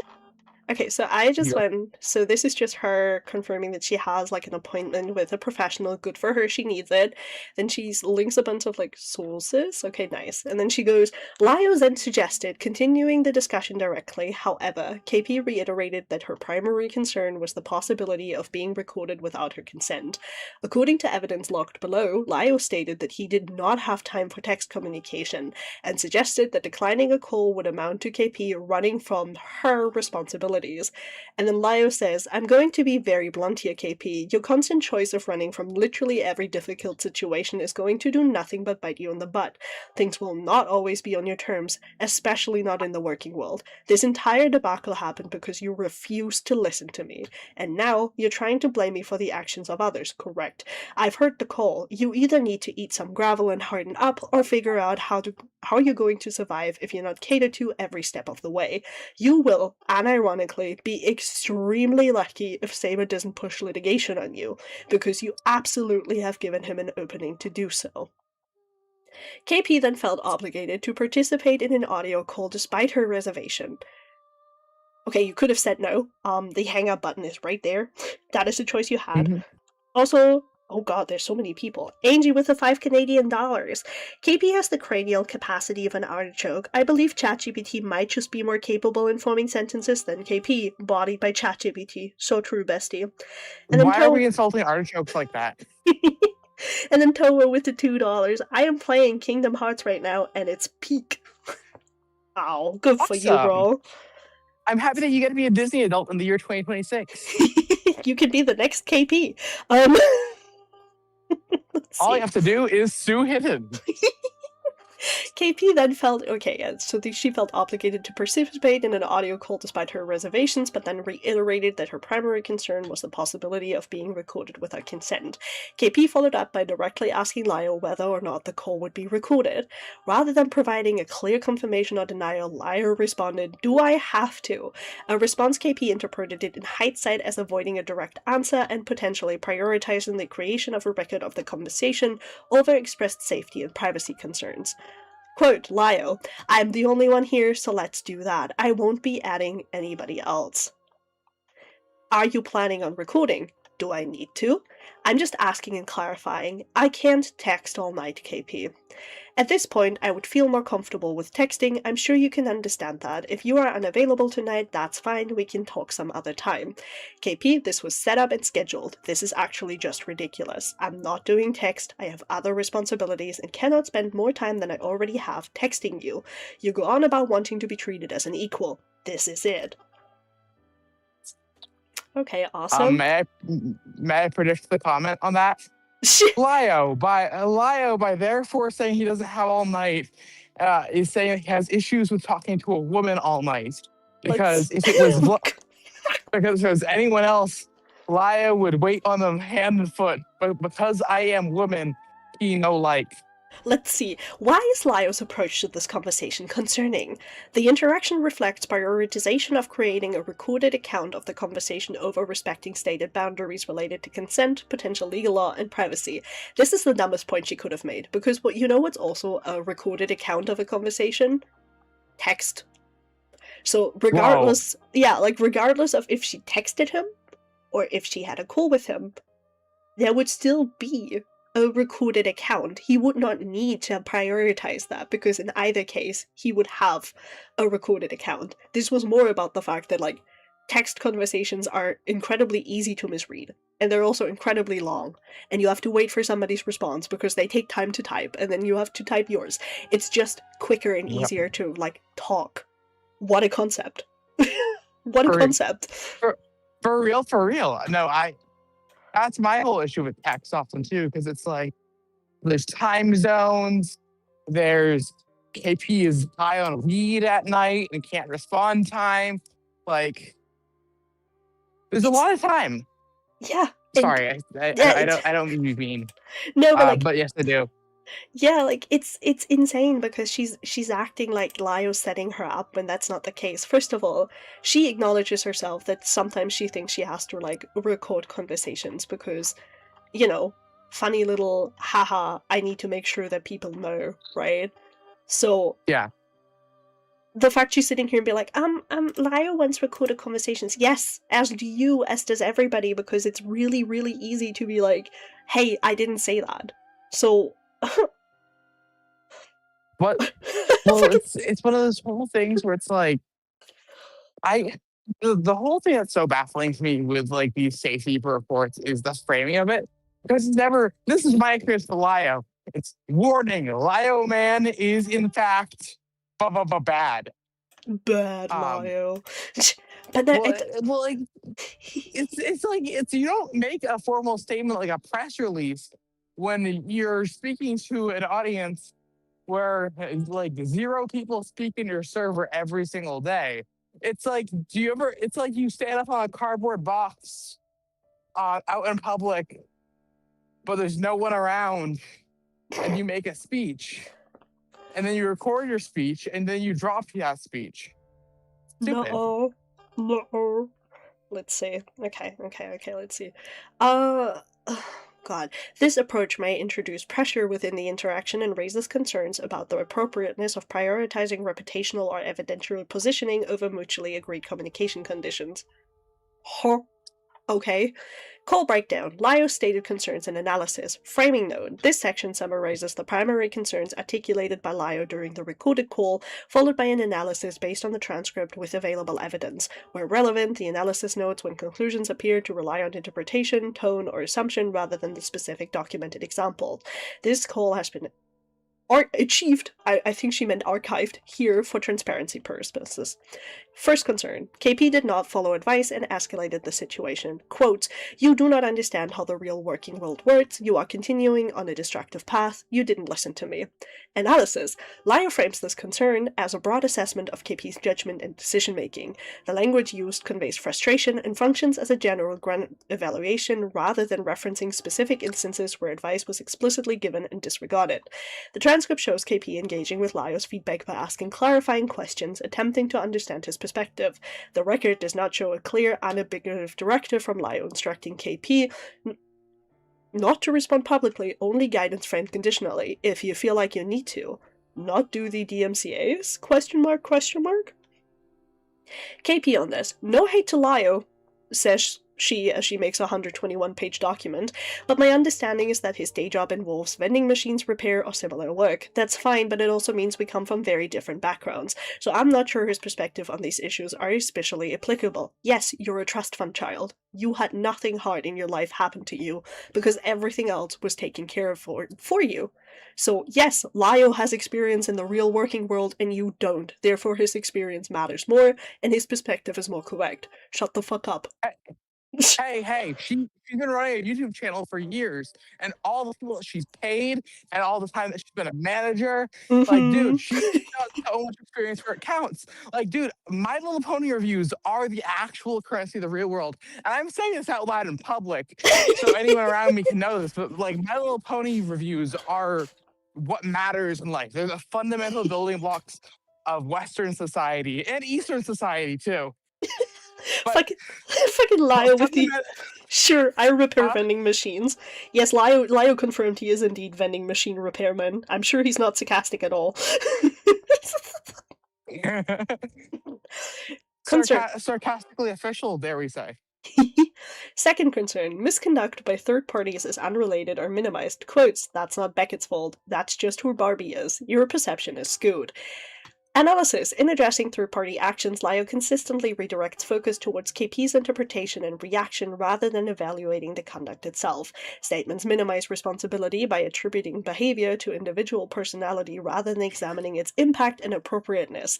The analysis finds no factual explanation offered for why boundary violations, such as unauthorized recording or distribution of private material, should be treated as inconsequential.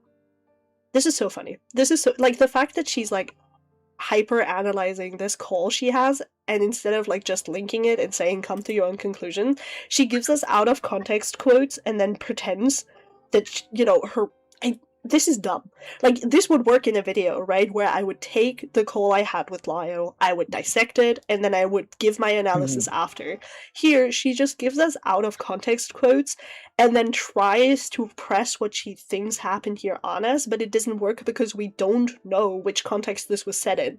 By all means, Lio could be completely correct and we wouldn't know because we just have one quote of him. Like, this is dumb.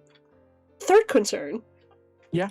Emotional presentation undermines credibility. Quotes, you need to eat gravel and harden up. Stop word lawyering. This is unbecoming. Analysis, these statements function as value judgments regarding communication style rather than evidence-based critiques. The transcript shows KP articulating concerns and boundaries without overt escalation. The concern appears to be driven by discomfort rather than with emotional framing rather than identifiable conduct. Okay. Fourth concern, preference for text communication was unreasonable. Quote, KP, this is ridiculous. I'm not doing text. KP explicitly states safety and comfort reasons for preferring text communication, including prior unauthorized recordings and the need for documentation. Lio rejects this preference without articulating a functional necessity for a voice call. This subsequent uploading of the call undermines the stated dismissal of text-based communication. Aha. The necessity was you scheduled and planned this. Yeah. You set okay, it up. If I set up a job interview and I don't get to go to the boss and say, okay, can I just text you my answers? Yeah. On the job interview.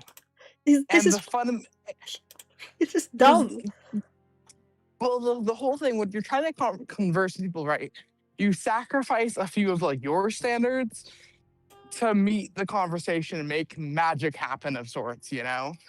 And it's like, if you've agreed to this, if I agreed to something a while back, and it stands like it holds true and nothing like bad or shady happened, breaking my promise sucks to do. It's just not great within it. And it's like, when you're friends with someone, you can kind of work through that, right? But for a matter like this, it's also just very silly. It's very goofy. It's also just ridiculous because, like, at the end of the day, there's very valid reasons for a non-text conversation. From the fact it was scheduled this way, over the idea that it's less time, over the idea that, like, there's so many good reasons, and it's not that she's being dismissed because Lio's being, like, bad faith or mean or whatever. She's being dismissed because Lio is adhering to how it was planned. Like, this is dumb.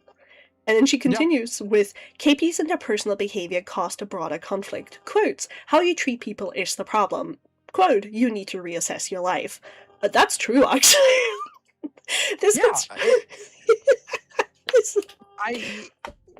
It's not wrong. Like, we're not incorrect. Like, he's not wrong. Even without context, he's not wrong. Analysis. This concern is framed as a general character assessment. No specific incidents, dates, or examples are provided to substantiate the claim. Concern. Privacy strikes indicate malice or guilt. This proves it was never about children's safety. This conclusion is presented without reference to platform policy or legal standards. Do you want... Okay, KP, unironically, do you want me to pull up YouTube's TOS? Do I have to do that for you? Is that a thing that I must do? Because I know YouTube's policy, and I know you broke it. And you know you broke it with what you did to me. So if I was you, I'd shut up. As already discussed in the Bobby report, KP was documenting information for further protection and potential police investigation, something Lio doesn't consider. You're having potential police investigation over fucking video leaks. I need you to understand how crazy that is. It's leaked videos. Nothing happened to you. You weren't doxxed, you weren't harassed, you weren't fucking stream sniped, you weren't swatted, nothing happened to you. And you're in the attempt of ruining people's lives. I can't talk about what you... Amazing. Yeah, like, I can talk about what you did to me, but you know why I can't. But the fact that I even have this, that this is happening, is a problem, KP. The fact that you're using the law like this is a problem. And that's why people don't fucking like you. Because you're willing to have life ruination over something as simple as a video leak. You're willing to put out rape allegations without ever vetting the people that it's coming from. I'm not, like... I'm sorry, people have valid reasons for you to not want to have a platform, because you're dangerous. You live in a different reality than most of us do. Also, Lio, with the legal standards, does she realize doxing is not illegal in my state? I don't know if ChatGPT told her that, Lio. I don't know if ChatGPT told her that. Analysis. Don't you mean Chat KPT? Oh my god. Sorry, Chat. Or wait, Cat. No, Chat. CKPGT. That's evil. That's probably wrong still. Fired. I'm sorry. Privacy strikes and DMCAs are commonly used to address dissemination of private or sensitive information, and are supported mechanisms within platform frameworks. Yeah, you know what they're not used for? Obtaining doxes to file police reports.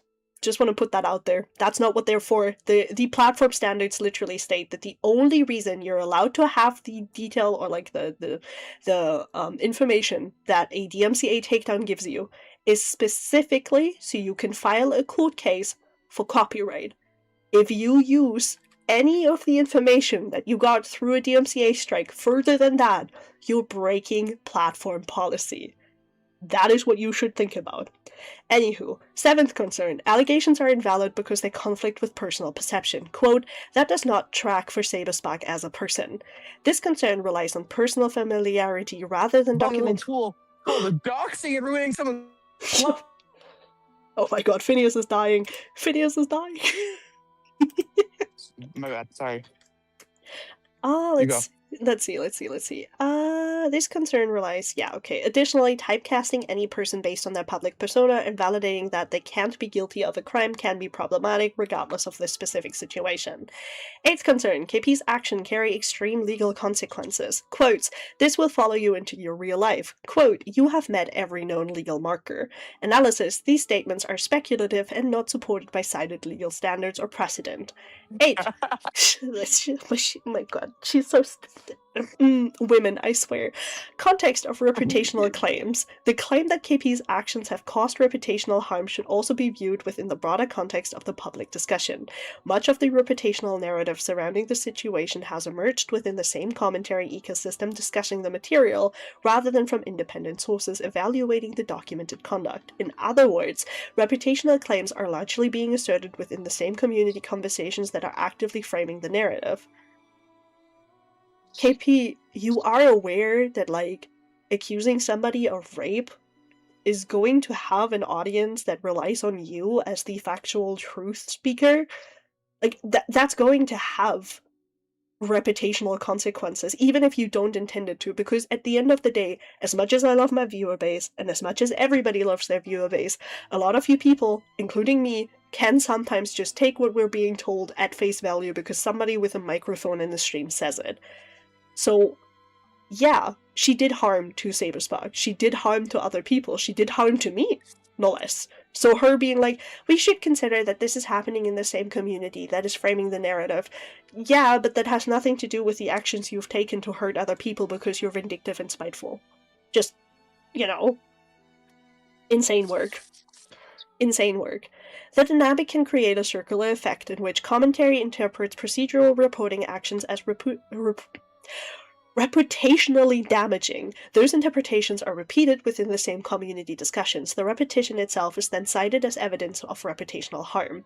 The purpose of the present documentation is therefore to separate narrative framing from the underlying actions being recorded, allowing readers to evaluate the situation based on verifiable events and procedural responses.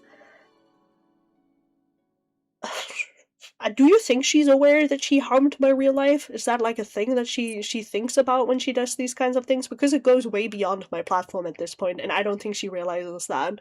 I think it's no longer Oh, you go. That would require her to think. That's true. That is like something she cannot do unless she has ChatGPT telling her that, in fact, filing fraudulent police reports is bad. What a shock. I don't think she No, put wait, it into what? words. I think she knows. She just can't put it into words because, like you said, she needs something to tell her to do something. But no, she knows. She knows what she's doing. She's an adult. Yeah. Let's see. Lio's personal experience with trauma. Oh my god. Don't make me crash out, KP. I swear to fucking god. In the call, Lio references his own experiences with personal trauma in relation to the product situation. To the product situation? Does she mean the present situation? Oh well. Although Lio's personal experiences are valid and deserving of respect, they do not constitute a professional or clinical background in trauma, psychology, or related fields. Did you tell Courtney about that when you enlisted her as your token raped friend to talk about consent? Did you enlist her in that? Like, did you remember this part when you enlisted Courtney? I don't think you did. Essentially, lived experience can provide perspective, but it is not a substitute for established research, clinical training, and evidence-based framework. I am pointing directly at Courtney's inclusion in your fucking video. Just, you know, pointing directly. Relying on personal trauma as a primary lens for interpreting broader situations can introduce a risk, particularly when it is used to define standards for others or to challenge established understandings of trauma response, consent, or victim behavior. This can unintentionally shift the discussions away from evidence-based practices and toward more subjective interpretation. Additionally, using trauma as a rhetorical benchmark or point of authority can create a moving standard that is difficult to evaluate consistently. This may lead to confusion, misrepresentation, or the enforcement of inaccurate assumptions about how trauma should present or be processed. Oh my god, just she's not talking like this when she brought on she brought on Courtney as like her token on the Emily situation. She does not say all that and then, you know, talk about Courtney being on and defend Courtney being on. You're insane.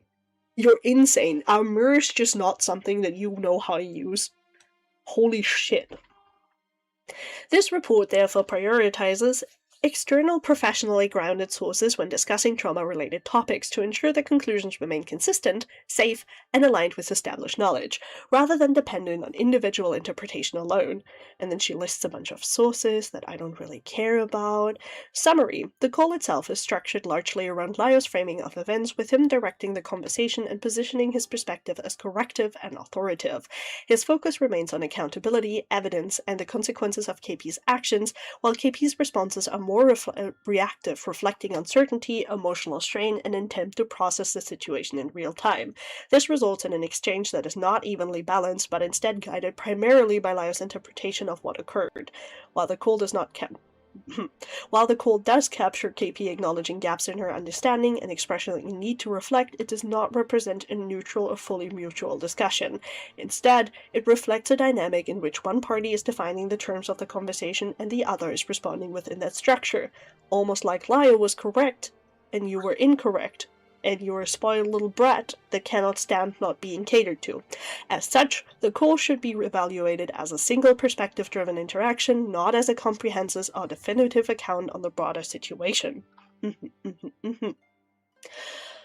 Oh boy. Context regarding final direct message, October 10th, 2025. KP cut off Lio after allegations of sharing private information reached her. As this report shows, these allegations were proven to be correct. Lio.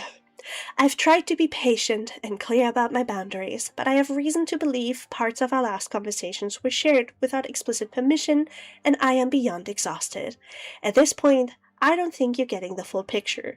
You seem unwilling to acknowledge how badly this has spiraled. This is like a wall of text. I don't care.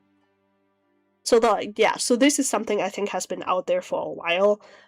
This is not like a message that's new. Essentially, she's just insane because she says something like, to be extremely blunt, I think you are in total denial about how much you were manipulated by Beckett in both intent and character. I think this entire message has been like ChatGPT generated, not gonna lie.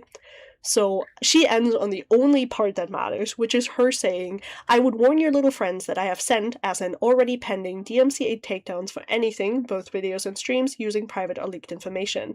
Commentary is within their right, but anything more is a violation of my privacy, boundaries, and threatens my safety. Reminded that she struck people like Beckett who were literally doing commentary, like Beckett was talking about this situation for like hours on end over the quote-unquote private or leaked information, and she still struck him anyway. So she's just lying. Let's see, then she talks about like fucking Barbie for a little bit. I don't care. Good the fucking luck. Okay. Oh, funny. She censors it here, but she forgot to censor it on the DMs. Okay, awesome. Thank you. Question: why would Lio remain in contact with KP if he was actively leaking private material? Based on the timeline and observed behavior, one possible explanation is that Lio maintained in contact with KP in order to preserve access to information and proximity to the situation as it developed.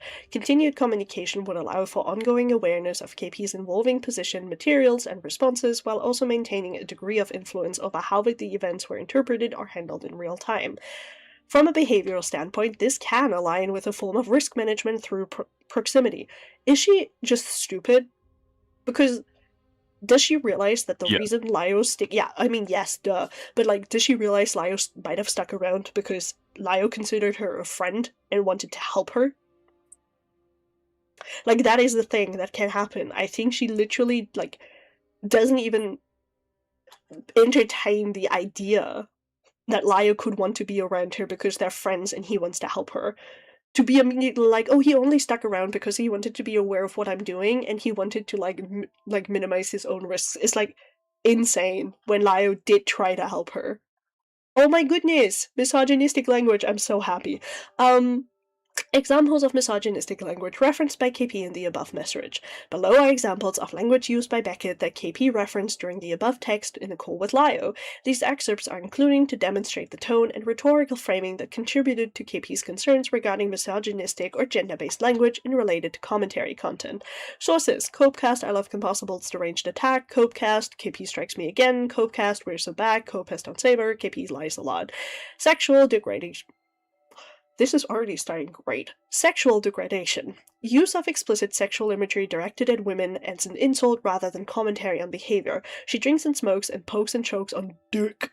Infantilizing character framing. Language portraying an adult woman as inherently immature and incapable. 30 years old, but acts like she's 16. Dehumanizing language. Statements framing the subject as an object of pity or destruction rather than an individual participant in discourse. It's sad to think she's someone's daughter, like a lamb to the slaughter. All of these rhymes. Whoever made these should be a rapper. Appearance focused on ridicule. Criticism centered on physical presentation rather than actions or arguments. Bright-dyed hair and obnoxious clothes. Gendered mockery. Framing criticism through attraction or judgment about women rather than conduct. You have bad taste in women, like KP. Is KP lesbian?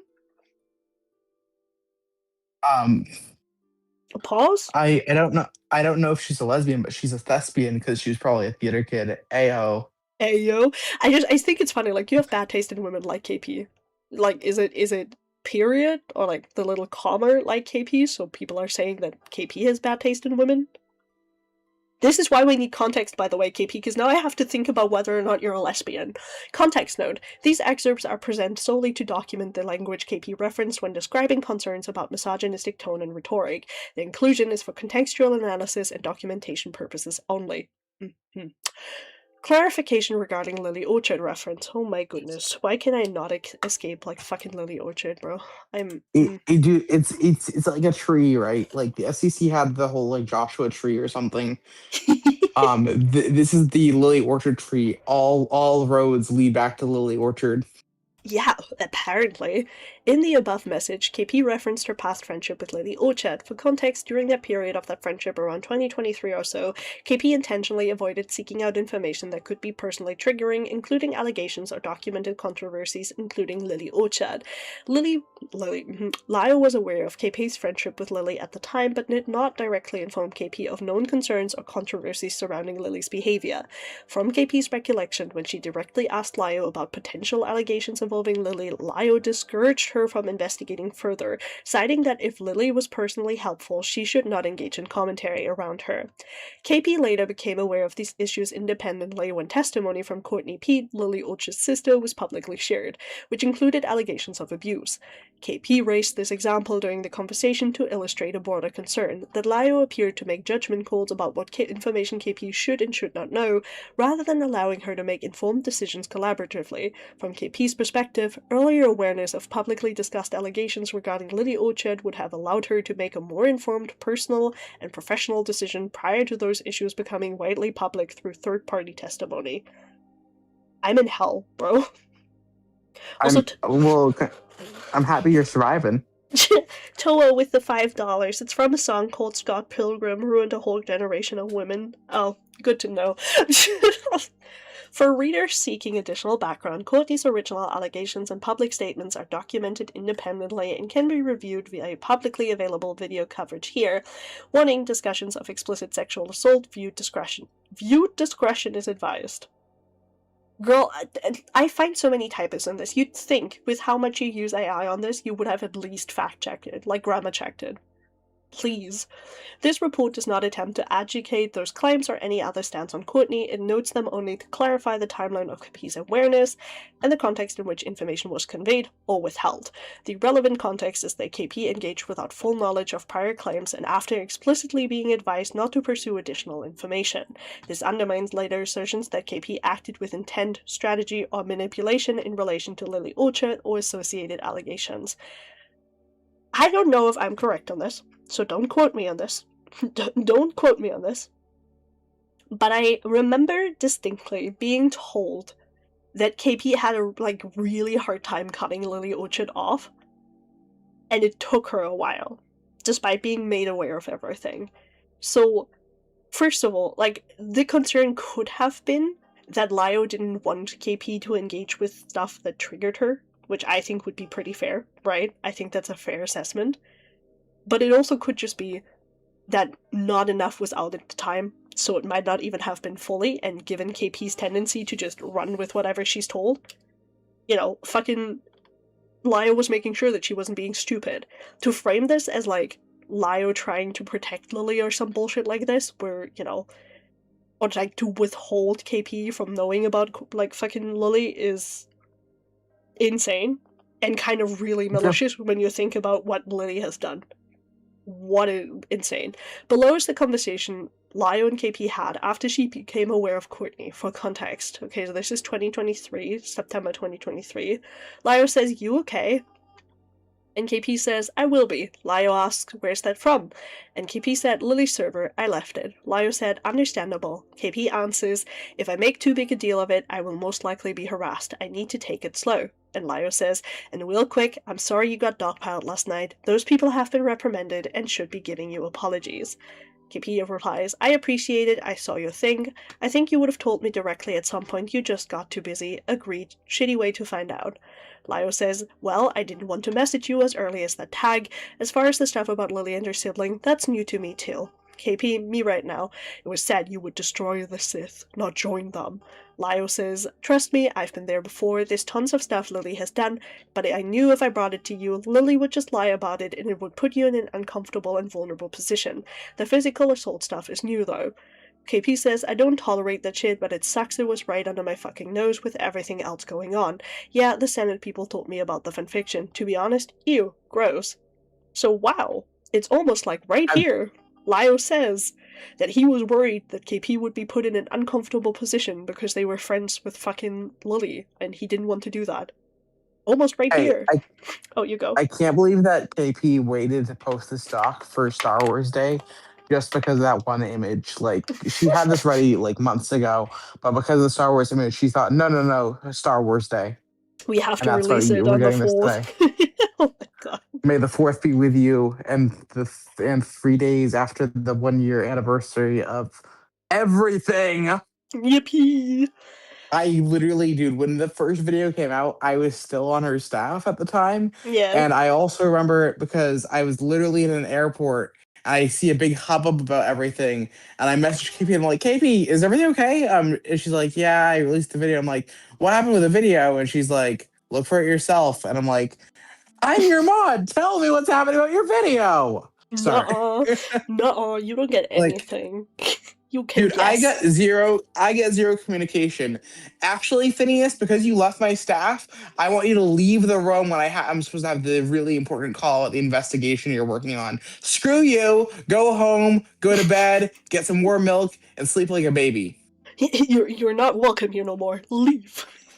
Sorry, I am rarely bitter towards like anyone. Yeah. But the thing with KP as a person, as a human, is the fact that she literally used me for things like y'all. I don't know if Hayden's chat knows about this story, but like she literally the whole thing is the whole video comes out and I'm like, hey, I'm Lazy's been interested in covering the whole story like before I tell about that. And she's like, oh, that's cool. Lazy can look into herself though. She doesn't need me. And I'm like, oh, okay. And then after her video comes out, she's like, so you said Lazy wants to cover the situation, maybe? And I'm like, screw her, dude. I think she makes me more annoyed than like 95.99% of human beings on this planet. Like, she's insane. Like I said this when I was talking to her about like after everything happened, but she exists in different realities to us because the amount of like rewriting she does of her actions and other people is insane. Like I've met delusional people before. I've met people who are insane before. But she's like it's so bad because even reading this, the way that she recontextualizes entire interactions that happened because people were concerned for her and wanted to make sure that she was okay, as like malicious and evil and withholding information is just, that's so spiteful. Like, I know she's been spiteful before, but like none of us wanted her to like die or anything. Most of us just saw a shitty video. She had more support, I think, given to her to try to fix and turn things around than 90% of people would be given during this. Yeah. Right? Like, there's a lot of people who make one of these, like, total nuke videos, and it's over for them, right? But it's like, there's been several people who were like, okay, let's take some time back, let's rethink this. Because people who kind of were like, oh, it's KP, she's not that ill-intended. She is that ill-intended and should burn in the fires of literally of she should burn in the fires of being forced offline. Bam, I know, crazy fire. I am trying to not be too mean. It's being mean's very hard for me. No, I'd rather see mean Phineas. It's a nice switch up. Thank you, I guess.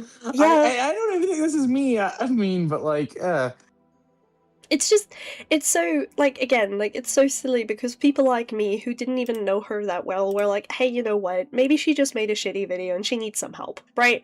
Like, she can come back from this, she just needs to admit that she made a shitty video. And then she lied to my face, she got rid of everybody who slightly criticized her, and now she's releasing, like, these fucking, like, I don't know if she thinks that these are, like, hit pieces that will destroy careers, but they're not that. They just prove everything everybody has already been thinking about her. Which is that she's a bad person who can't take accountability, who will burn her friends because she's mad. Like, that's all there is in this. And that I'm mad because, again, I was somebody who wanted to help, and Lio was somebody who wanted to help, and even Beckett was in part somebody who wanted to help. And she spit on all of that, and now she's pretending we're evil because she's, like, we told her off for making a false rape allegation. Like, I think the big, yeah, no, the thing that baffles me still, right, is the fact that she still has staff. Like, say what you will about her, but the people who are who looked up to her so much that they're standing by her with this fire is absolutely crazy for me to think about. Like, because this apparent document was made by the mod staff, right? First of yeah, all, I've never been a mod on any staff where it's like, make a public safety report about a YouTuber, please.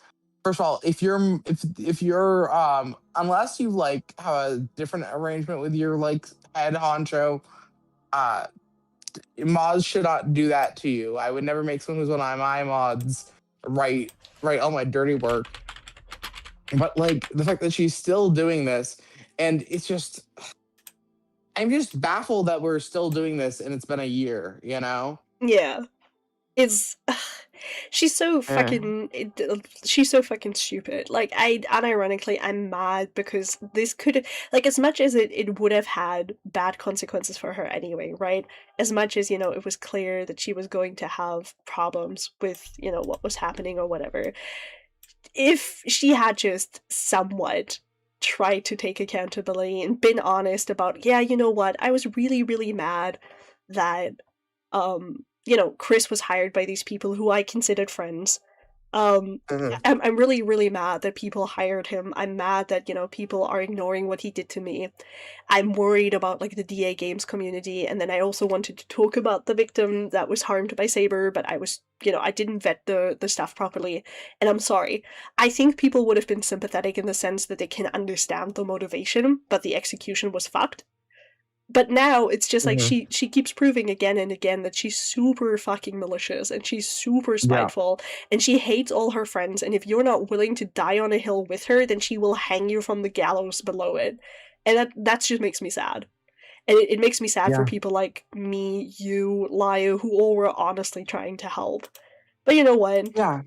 Let's go back to our funny little dog, because now we have the apology to Emily, October 10th. October 10th, KP issued a direct apology to Emily for initiating, accepting, and repeating the framing of events as they had been presented by Lio and Beckett. This apology reflected KP's reassessment of the situation and her recognition that framing she relied on upon exceeded what could be established with certainty. Regardless of personal opinions held by any party who is the innocent or guilty party in the case, under US law, a sexual assault allegation can only be legally deemed false when intentional fabrication is proven by evidence and formally determined by a court. Absent such a determination, labeling an allegation false is not a legally supported fact. In other words, only a court of law can determine if an allegation is false. Until then, it is officially and legally classified as unfounded or unverified, which, by the way, is what it's being referred to. I just want to make that clear. Most people say that they cannot verify what happened. Enter says it cannot be fully verified because, lacking evidence, but he thinks that, I think he said that he thinks Saber's innocent. Beckett said that the evidence does not substantiate what Emily is saying. Like, that's the main point. The main point is that there is a chance it could have happened because none of us were in that room. But the evidence we're given by Emily does not conclusively prove that. And like KP said, we don't have a court to go off of because Emily didn't file any charges. So yes, it remains unverified. And evidence is leaning in fucking Saber's favor because he's the one that has fucking evidence. So It's so crazy to me too, because KP and our camp of people think that allegations are all true until proven false, when the reality is allegations should be in a middle ground until they're proven one way or another. But I don't know. KP strikes me as the person who would hear one allegation and be like, "Yeah, that's true," and not do, and like I don't think she would ever take accounts of actual allegations as unverified.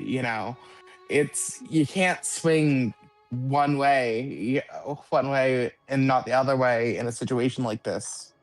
yeah, I know it's a very ACC. Oops, sorry. Oh, you go. What do you want? I know it's a very ACC thing to do, to be like, hey, this is just like the time when, but this is very flamenco if anyone knows what I'm talking about. If you know, you know. It's very Spooky, sorry to break you up, but Spooky Scrub just said, "Hey, Hidden, the file now appears to have been taken down and the account terminated for the Mega Drive. Thank God I downloaded this, bro." Lol. Thank God I downloaded this, bro. Like, you have this actual virus on your computer? Yes. Oh, no. Get that computer virus away. Oh my gosh, it's gonna hack you. It's gonna steal your family. It's gonna be banned from America. We can actually test this because I have this open. If I were to... Okay, let's just... Hypothetically, if I copy this and I... Yep, it's gone. Wow, okay. In English, please. So it says that the thing is no longer available because the account that posted this link has been violating TOS. So it has been taken down. Oh! Yeah. Wait, because it's because of TOS! Yeah, like, it violated terms of services of this, like, mega website, apparently. Interesting, okay. That's interesting! That's the second time this happened to her, by the way, because as she said in her, like, YouTube post that she specifically, switched to this kind of file hosting because Google Doc is taking her shit down. So, I guess even here she just broke the TOS and got taken down. It's almost like the universe is saying that, like, don't fucking do this, bitch. Good lord. It's so baffling to me. I can't believe that some people think we live in a world where problems can be solved with Google Docies. Insane. Okay, Google let's see. Shut up. Let's see. KP's apology was issued in acknowledgement of this distinction and of limitations of commentary-based conclusions when addressing serious allegations. Emmy, just to keep you in the loop. Okay, so this is what he sent to... Yeah, this is the message he sent to Lio. She sent to Lio that she sends to Emily. That's interesting. If you need help reading, by the way, anything, I'd be happy to read something for you. Nah, I'm good. I got it. I'm skipping over some of the stuff that's already public, so... Valid. Let's see. Do not share, but sorry, this dumb idiot's gaslit me. Emmy said, I wouldn't share, but oh my gosh, I may be missing more context, but seriously, this was well worded. KP apologizing for believing the wording of the false rape allegations and her general response. The small text screenshot is KP breaking off contact with Lio, which is already logged above. 6th, release of a recorded call and subsequent publication, October 24th, 2025. Oh look, thumbnail graciously donated by me! Following the breakdown of the communication between KP and Lio, Lio publicly uploaded the recorded call to YouTube.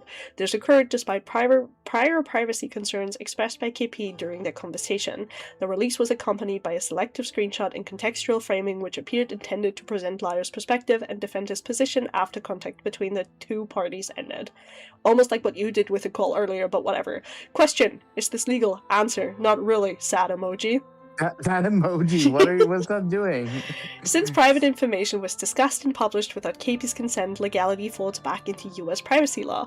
Although Lio resides in Texas, a one-party consent recording state, the legality of recording a call and the legality of publishing that recording online are separate issues.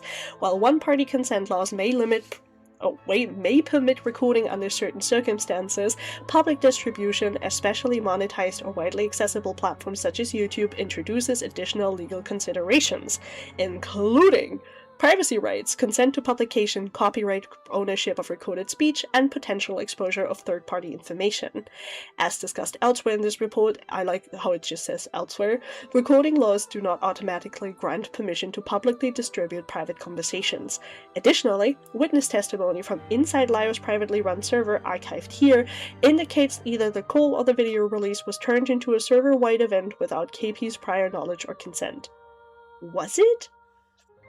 Lio, are you here, Lio? Can you...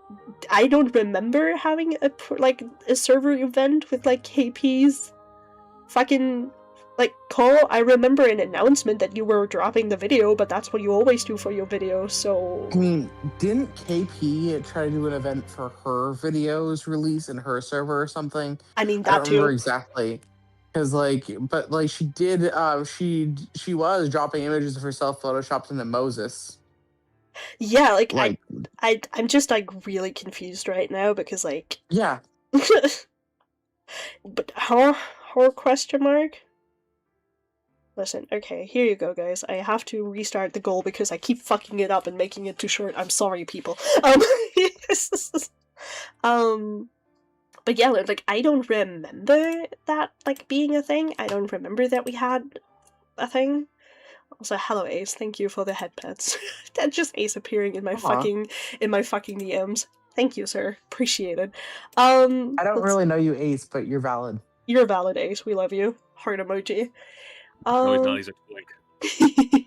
Potential reasons for live broadcasting server event around the call. Transparency framing, presenting the call publicly in real time could be framed as openness or accountability.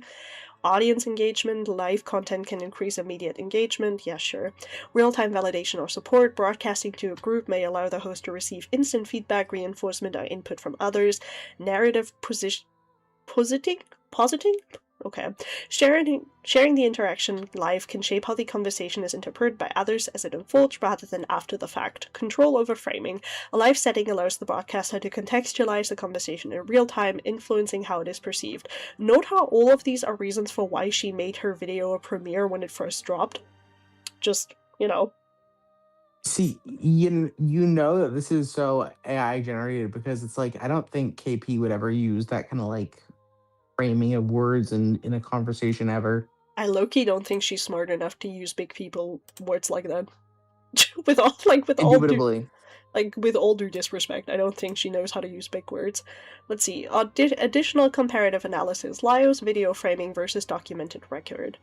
This section does not dispute the existence of the underlying events or materials referenced in Lio's videos. The factual basis those events are supported by documentation and remains independently. Oh my god. She's using so many words. I hate that. Just say that it exists.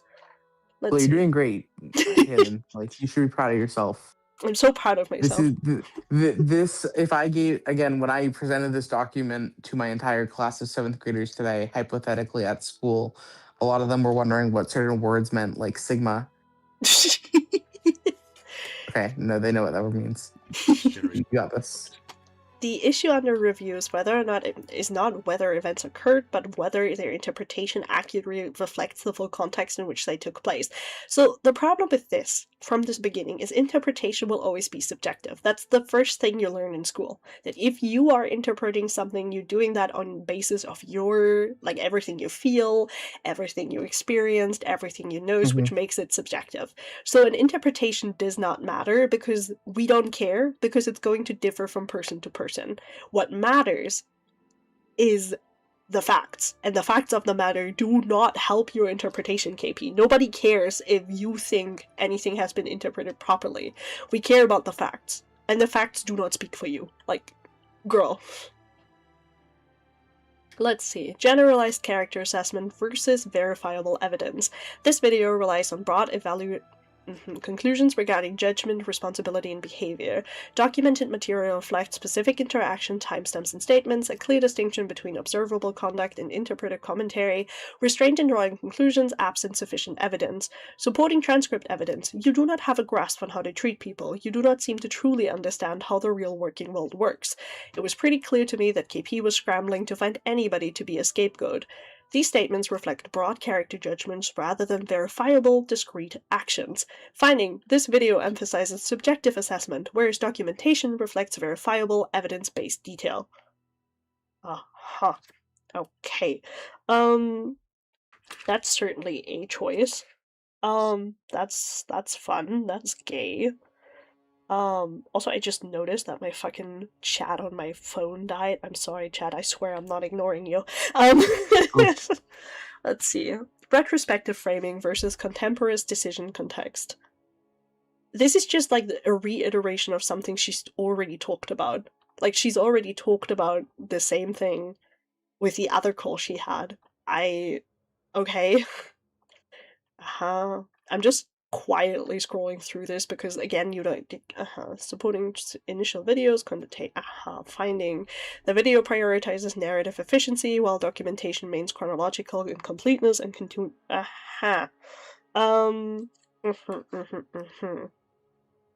Listen, I don't really understand what the purpose of this is, like, with all respect that I can muster, because she's trying to be like, oh, you know, Lio's being evil and, like, Like, is she trying to claim that Lio's misframing the call because that doesn't work because he's playing the call and then he's showing evidence so people can see the evidence?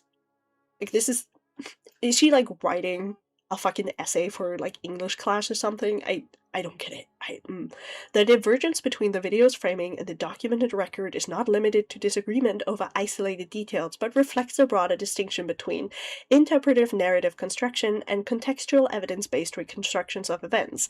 The available documentation does not contradict the occurrence of the events referenced in the video. Rather, it provides additional context that materially affects how those events may be reasonably interpreted. Accordingly, the central She's saying so many words, and none of them matter. None of them matter. Yeah. Also, hi, Chad. It's so nice to have you here. I'm glad we're going through this together. I appreciate everybody who's here. You're so cool. I'm sorry for my really, like, fucking laggy, botched stream, but I appreciate y'all. You're doing great. You're streaming it very well in the Discord call. That's what matters. Also, chat, I just want you guys to know you're beautiful bees as you buzz along on this nice and cozy day. Get cozy, enjoy yourselves. You're doing great, and you're doing better than KP, which We is can all be that really bees. matters in the world. We can be bees. Did you just say bees? Wait, is there something with bees? Hidden. This is good news. We can be bees. We We'll can- live for like 30 years. I hate you. Is it, what? Where is this joke from? Mark, this is good news. I think it's from Invincible. It's an Invincible thing. Oh, okay. I am so not used to memes and references. So thank you. We can be bees. Are you sure? Well, hi. The way you just phrased it, you can say we can be bees. So are you being the bees or are you being the bees? Because there's a difference between being the bees and being the bees. Because the I am bees knees, no knees, have bees. these bees. Bees. This is good news. Okay, anyway. No. Yeah, sorry, y'all got me in my silliest. I just finished a day of work, so. Important clarification. Media standards in reporting sexual assault allegations. Help? Is this like an attempt to try to like equate a YouTube video on like rape to actual investigation and like news people reporting? Okay, so in the Emily Jones case, analysis is primarily based on documentary and circumstantial reporting evidence, pattern analysis, and on-record testimony, while also accounting for the known limitations of trauma-informed memory and delayed reporting. This is not an assertion of these claims themselves, but a clarification of how they've been evaluated and presented. Accordingly, while the proposition that allegations should not be made without direct evidence reflects a general caution, it does not fully align with how sexual assault cases are assessed and reported in practice. I thought this was supposed to be a lot about like Lio. Like, is this not a safety report on Lio? Why are we talking about like Emily Jones in the Saberspark video again? Because it's all connected. Okay, so she's citing sources. Summary of the public reception of the published contraction video. She's a bad person, but it sort of seemed like you were trying to bully her into calling for better views. It's sort of cringe. And then Lio says, she is the one that asked for the call. Note, although KP asked to clarify information related to hidden space heroin, KP did not request to be recorded, nor did she ask for the conversation to be broadcast or shared publicly. An observable response pattern surrounding this video, as reflected in the comments on the uploaded video and below, suggests a mixed and in some areas critical audience reception rather than uniform support. Some viewers accepted and repeated the framing presented, using the information shown to dismiss KP's position and reinforce pre-existing assumptions about her intent and credibility. Yeah, like you were, like, I remember KP getting into Lio's comments and replying to Lio and calling him an asshole, like a few days ago. That was a thing that happened. Awesome. However, other viewers expressed skepticism towards the framing itself, raising questions about the necessity and purpose of the call, the way the interaction was structured and presented, and the handling of recording and disclosure. These responses indicate that the video did not produce a singular, uncontested interpretation, but instead prompted varying interpretation, including critical engagement with both the content and its presentation. Example, third-party commentators questioning the existence of the video. Third-party commentator, goddammit Malcolm, you forgot an L, call, questioned its purpose, criticized how it was handled, and expressed concern regarding recording disclosure practices. Malcolm's video has since been removed for undisclosed reasons, but a text transcript can be viewed here for transparency purposes. Questioning the purpose of the call. Quote, why did KP even need to be in this call? She didn't even need to be in this fucking call. I don't even need to be here. None of us need to be here. These statements reflect external confusion regarding the necessity and structure of the call itself. Criticism of how it was handled. This is so messy. Just tell them, dude. All these people are fucking rats. These remarks indicate frustrating with the communication dynamics, lack of clarity, and overall handling of interactions. Is she aware that Lio and Malcolm don't like each other? And that Malcolm is going to be biased against Lio regardless of if Lio may be correct or not? Like it's all collusion, dude. But they can both hate KP more, therefore collusion. Like, it feels a little bit, right? Like, she's trying to purposely go to people who are already not liking Lio, who would view this call negatively as a consequence of them disliking Lio, and not necessarily as a consequence of having actual issues with the call. Like, yeah, silly. Reaction to recording and disclosing. Oh, you go. Now, Oh? I gotta head out now. I think I'm gonna take a nap. Go take a nap. It's been lovely hopping onto the call with you guys. You guys are so cool, and I'm happy to. I did not realize this was a stream, but it was very fun. Your voice is just very good at dramatically reading this. Like, I think we need to have Hidden read more documents. Like, since you're coming to America, we gotta get Hidden reads the U.S. Constitution as a Google as a yeah. I think that'd be a brilliant video to have. Like, I would support it. Like, make a GoFundMe for it. You know, GoFundMe to read the Constitution. Bam. All right. Bye. Bye. Well, that was fun. That was fun. I'm so glad we had Phineas on. Everybody say hi to Phineas and be nice to Phineas. Let's see. Okay, thank you. Thank you, love. Let's see. Reaction to recording and disclosure norms. Just tell them, dude, I'm going to record this just so you know. It's etiquette.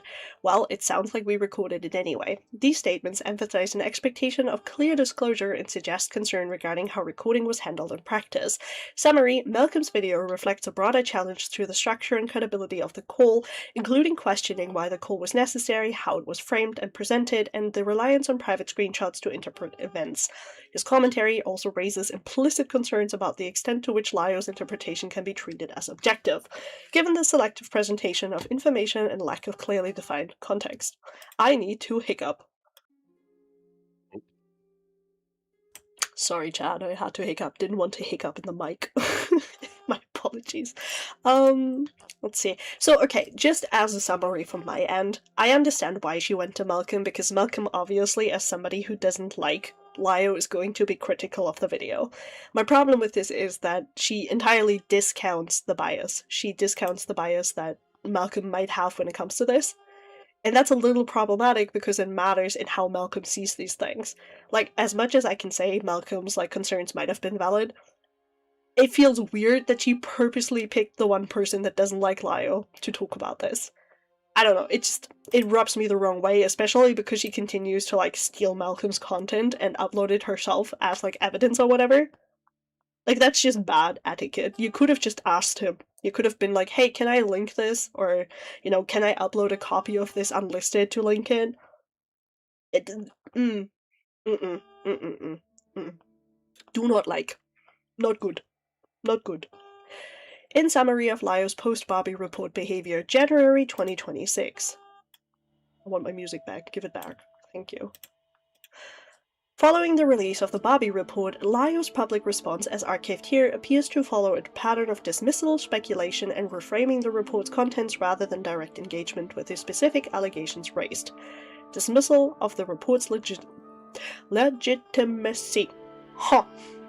Throughout the stream, Lio repeatedly characterizes sections of the report as unserious and fabricated, rather than addressing the substance of the claims. At several points, he dismisses sections outright with reviewing them in detail. For example, there's no way AI wasn't involved in this. This framing attempts to undermine the credibility of the document itself rather than engaging with the evidence presented. Similarly, when encountering legal references in the report, Lio explicitly declines to examine them. I'm not going to get into all that. I could, but I don't feel like it. This indicates a conscious decision to avoid evaluating the legal claims being discussed. To further clarify additional claims, AI assistance was used only for editorial support. Oh my god, she admits it. Guys. She admits using AI. Dude. Dude, she admits. Oh my god, she's not real. She's not real, people. She's not real. You're not real. You're made What of is this? moonlight. Oh, Smout tagged me in something in Cat's Lair. Let's see. Oh, Malcolm replied to her. We can have a short excursion because Malcolm... Come here.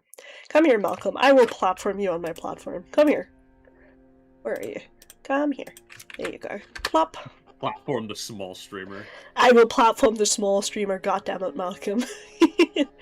So, he said, hey, I see you ripped an entire edited segment of mine and uploaded it to your own YouTube channel. You can take it down, or I will have it taken down. Use the Wayback Machine, I'll link my content like a normal person. True. True. Just true. Because, you know, again, she just ripped this off entirely for no reason when she could have either asked or she could have just linked the Wayback Machine.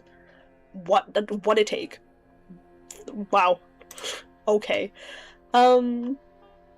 Where was I? To further clarify additional claims, yeah, okay, so she admits to having AI in there. It's important to note that all claims in these reports are referencing independently documented sources. The use of AI does not alter or replace factual basis of the reports. So TLDR, I had AI write this for me while feeding the sources. Okay. What a choice. What a choice. Also, hi Clover, KP Jumpscare in 2026? Yes. Yes, girl. We encourage all readers to check and look for our sources sections to understand how information is being sourced in these reports. Reliance on speculation while rejecting evidence. Lio also openly acknowledges that some of his statements are speculative while continuing to assert them in a dismissive tone towards the report. For example, I said it's what I think. I did not say I have solid evidence. It was speculation. This admission demonstrates that part of his critique are based on personal interpretation rather than verified information. Like this entire doc? Like this entire thing, KP? Like this entire fucking thing? Where you just speculate on my relationship with Lio because you're too stupid to actually look at evidence? Where you speculate on Lio's intention because you're too stupid to ask him? How can you critique speculation when you're spending over 65 pages speculating? Shut your mouth. Good lord. Use of mocking or dismissive language. The stream frequently shifts into ridicule or personal commentary directed at the report or the individuals mentioned within it. Instead of maintaining analytical critique, portions of the response contain overt insults. Example language includes, "You are a business," "Oh, you are not a business," "You dumb cow." These type of commentary suggest a mocking tone rather substantive evaluation. Okay, whatever, who cares? Oh no, Lio was mean. Tragic. Selective engagement with the document. Another observable pattern is that Lio skips large portions of the report rather than addressing them directly. At one point, he explicitly states, "I'm not going to read all this. This is dumb." He's just like me, for real, for real. He's just like me, for real, for real. Also, thank you, Smout. I'm using Persephone from, like, the Lore Olympus comic at the moment because it feels fitting enough. I have another silly little thing that I could use, but I don't want to. Why do I have so many Discord messages? Oh, that's why. Okay. Oh, beautiful. Let's see. As a reminder to the readers that even though Lio and the others are using dismissive or aggressive language, do not do the same to anyone referenced in this and or other reports. Observed primary pattern in Lio, defensive public framing. DPF. Across the coverage, there appears to be a consistent pattern where as the discussion becomes more critical or uncertain, the response shifts towards public deflection through ridicule and dismissive framing. Rather than engaging directly with the substance of the issue, the conversation moves toward mockery or belittling language, raw character judgments, and statements that position the subject as inherently invalid or not worth engaging with. This pattern functions to redirect attention away from the underlying issue, reinforce a simplified narrative for the audience, and establish a clear correct side through tone rather than evidence. Girl, you would know a lot about not engaging directly with the substance of the issue. I think that's something that's very, very,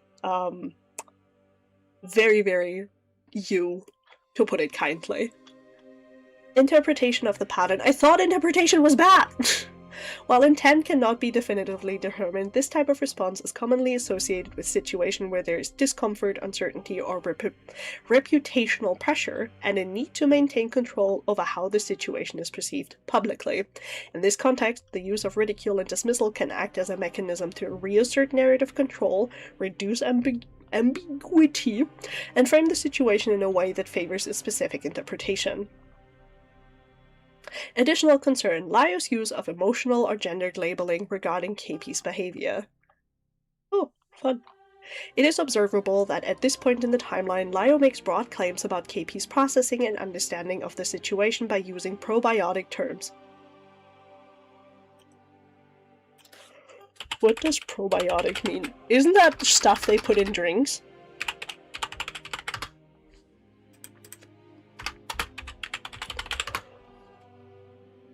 That Yeah. picture's amazing. Sorry, yeah, no, but like, probiotics are live beneficial bacteria and yeasts. Ew. How can terms be probiotic? Does my English just not... Well, anyway, who cares?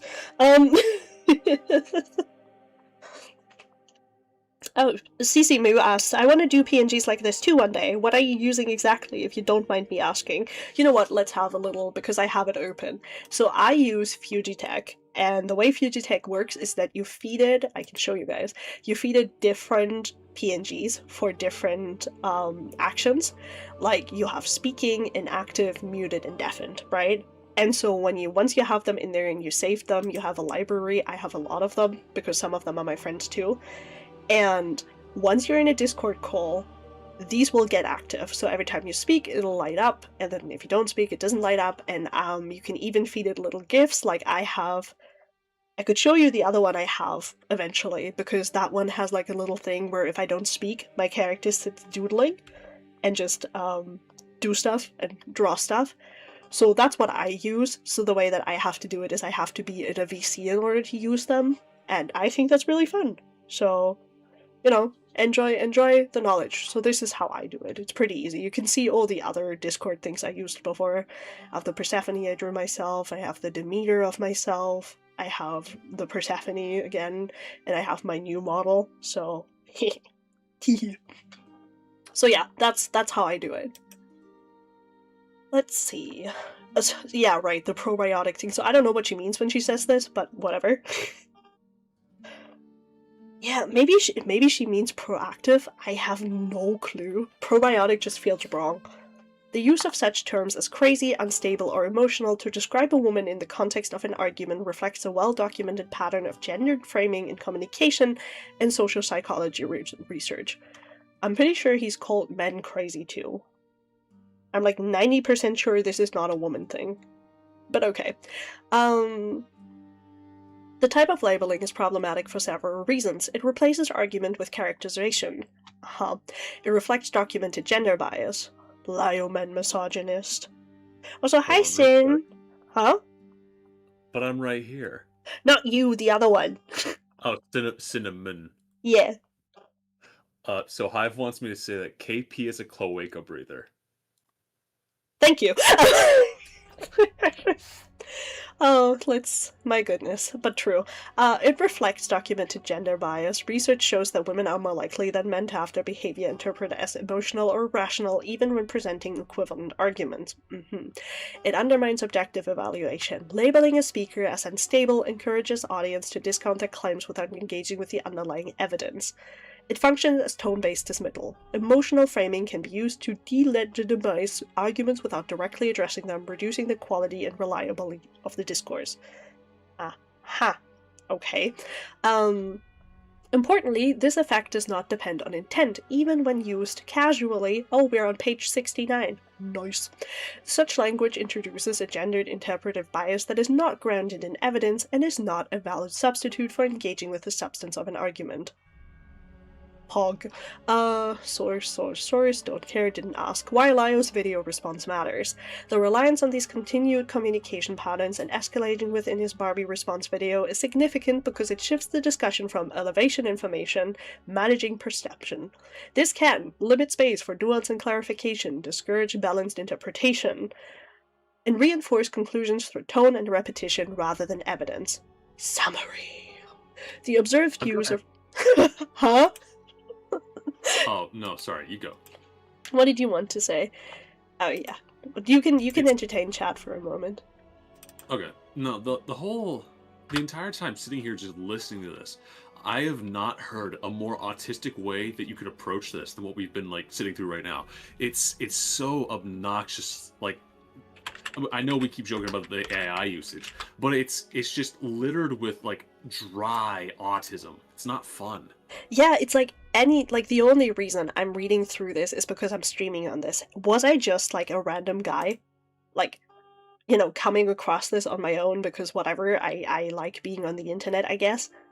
I would not read through all this. I would read 2 pages and click off because it's just, I don't know how to describe it. My English professor said some people like to like bolster their word count with complicated words in order to seem more smart. That's what it feels like. It feels like somebody's just inserting funny little words and putting a sentence that could just be 1 into 4 sentences because, you know, that's making the document longer. And it makes it really hard to go through because I have forgotten almost anything I read here. Like, unironically. Like, I've forgotten anything she's accusing Lio of. The only thing I retained is that she accuses Lio of, like, handing out, stuff that he shouldn't have, and then accuses him of, like, misogyny, and the only reason I remember misogyny is because we're reading through it right now. I think she's just autistic. I think she's stupid. She's both. Maybe, but like, you know, and you'd think autism would make her good at articulating her point because hyperfixations exist, but alas. Alas. Let's see. Okay. The observed use of ridiculous suggests a pattern of public deflection and narrative control rather than direct engagement. The observed response pattern is consistent on reinforcing existing narrative as the situation escalates. This may function as means to managing uncertainty, maintaining narrative control, and influencing how the situation is publicly perceived. Additional credibility and objectivity considerations. Taken together, the patterns in Lio's response raise questions about the reliability of his commentary as an objective evaluation of the report. His own statements acknowledge that portions of his analysis are speculative rather than evidence-based, while other segments show a refusal to review or engage with the full contents of the document. So, like you. Like... like your video. Also, thank you. Thank you. Morphosis says I have a lovely speaking voice. Shame that I'm reading off horseshit on paper. That's, yeah. I wish I was reading something better to you guys. I apologize. Let's see. At multiple points, he declines to examine legal or evidentiary sections while continuing to characterize the report as illegitimate. When combined with the use of mocking or dismissive language towards the material itself, this approach suggests that the response functions as more as a rhetorical rebuttal rather than substantive critique. From an analytical standpoint, commentary that relies on speculation while avoiding engagement with the underlying evidence significantly weakens the credibility of the critique and limits its value as an informed or neutral assessment on the report's finding. She literally just destroyed her entire fucking thing with this. Because she speculates all the time. So she's saying her own critique of Lio is now weakened because she speculates in points. And her assessment is no longer neutral because she speculates in points. Like, good lord. Also, yeah, Clover, don't worry. Like, when we say this is autistic, we mean it in the positive way. Like, I have autism. I say this is autistic. It's not an insult in, like, the bad way. It's an insult in the way of, like, holy shit. It's just a descriptor. It's completely neutral. Yeah, we're not trying to be mean, I promise you. I agree. KP isn't autistic. She's just a delusional, pampered loser. Correct. I'll find the KP section. KP on this. I genuinely don't understand what the issue is. The Barbie report was grounded in documented facts and avoided name-calling or personal attacks, yet Lio seemed to frame it as retaliation. That raises the question. Is the expectation that only he gets to define a public narrative? And if others attempt to correct the record or clarify information about consent, harassment, or safety, do that somehow become a threat? Girl. You can't even quote yourself right. The purpose of these reports has never been to prove a specific outcome or attack individuals. The goal is to correct misinformation and to document concerns, so discussions around harassment, consent, and survivor behavior are grounded in actual psychology. I hate this part, bro. I hate this part where she says psychological research, because we are not psychologists. Last I checked, I didn't have a degree in psychology, so I'm not comfortable quoting psychology because I don't know what I'm talking about. She's like saying essentially that we are supposed to enable and, you know, proceed to engage in armchair psychology based on like superficial research, because she feels that's appropriate. You know who we could ask? Monstrous? Yeah, we get Monstrous on. I don't need, listen, as much as I would love to, I don't really want to have, like, a discussion about the psychology of this, because, frankly, it doesn't matter. Because we know that KP is wrong. We know that she's not correct about, like, the psychological studies she talks about. So... She not like us. Huh? She not like us.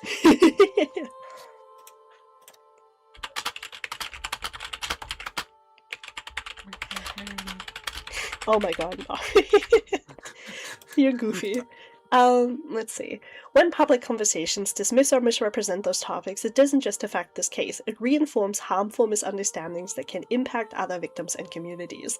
I'm not interested in fighting Lio or escalating personal conflict. The goal is here to simply correct the record and ensure that discussions about harassment and trauma responses are informed by evidence rather than narrative convenience.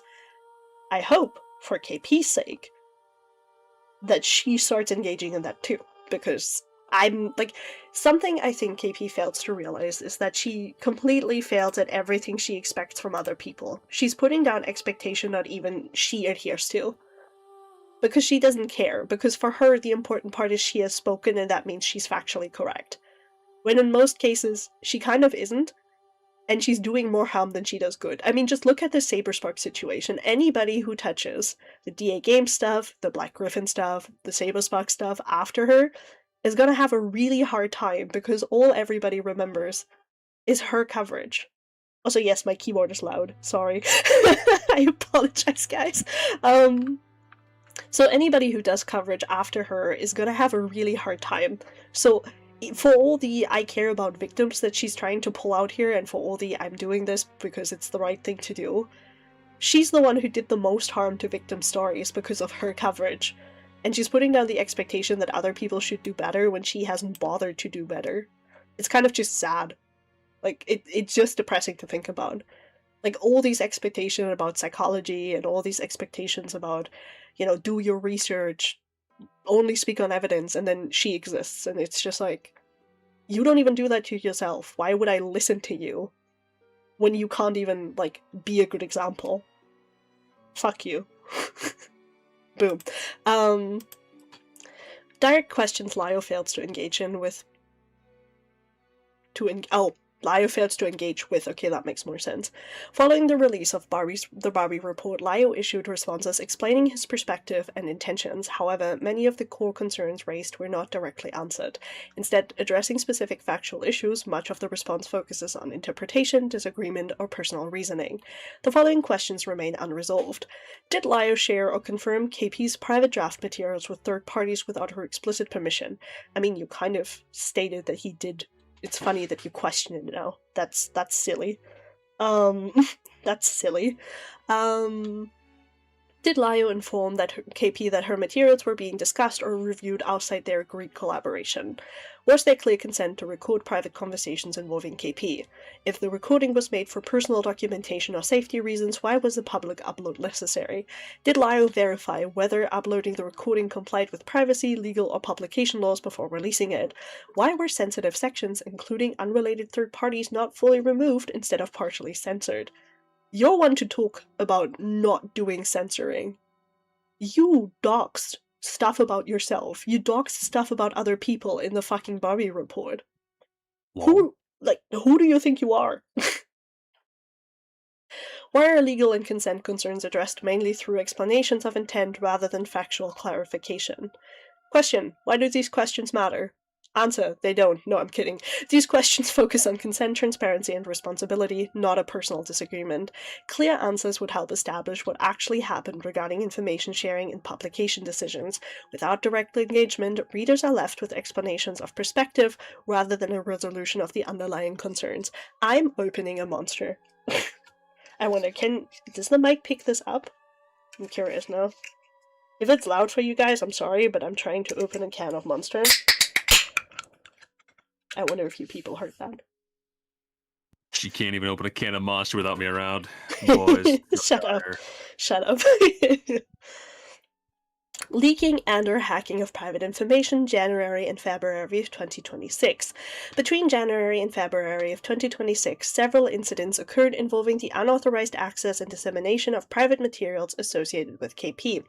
These incidents include the apparent compromise of KP's DeviantArt accounts, during which the account was accessed without permission and all work was deleted. Additionally, fraud attempts reported on KP's private bank account and private or unreleased materials were subsequently circulated online. Regarding the DeviantArt hack, KP noticed that the account was additionally made to follow anthropomorphic animal furry adjacent accounts. While this is not a direct connection at present, it's important to clarify overlapping evidence and known public information that Lio has a public association with these communities.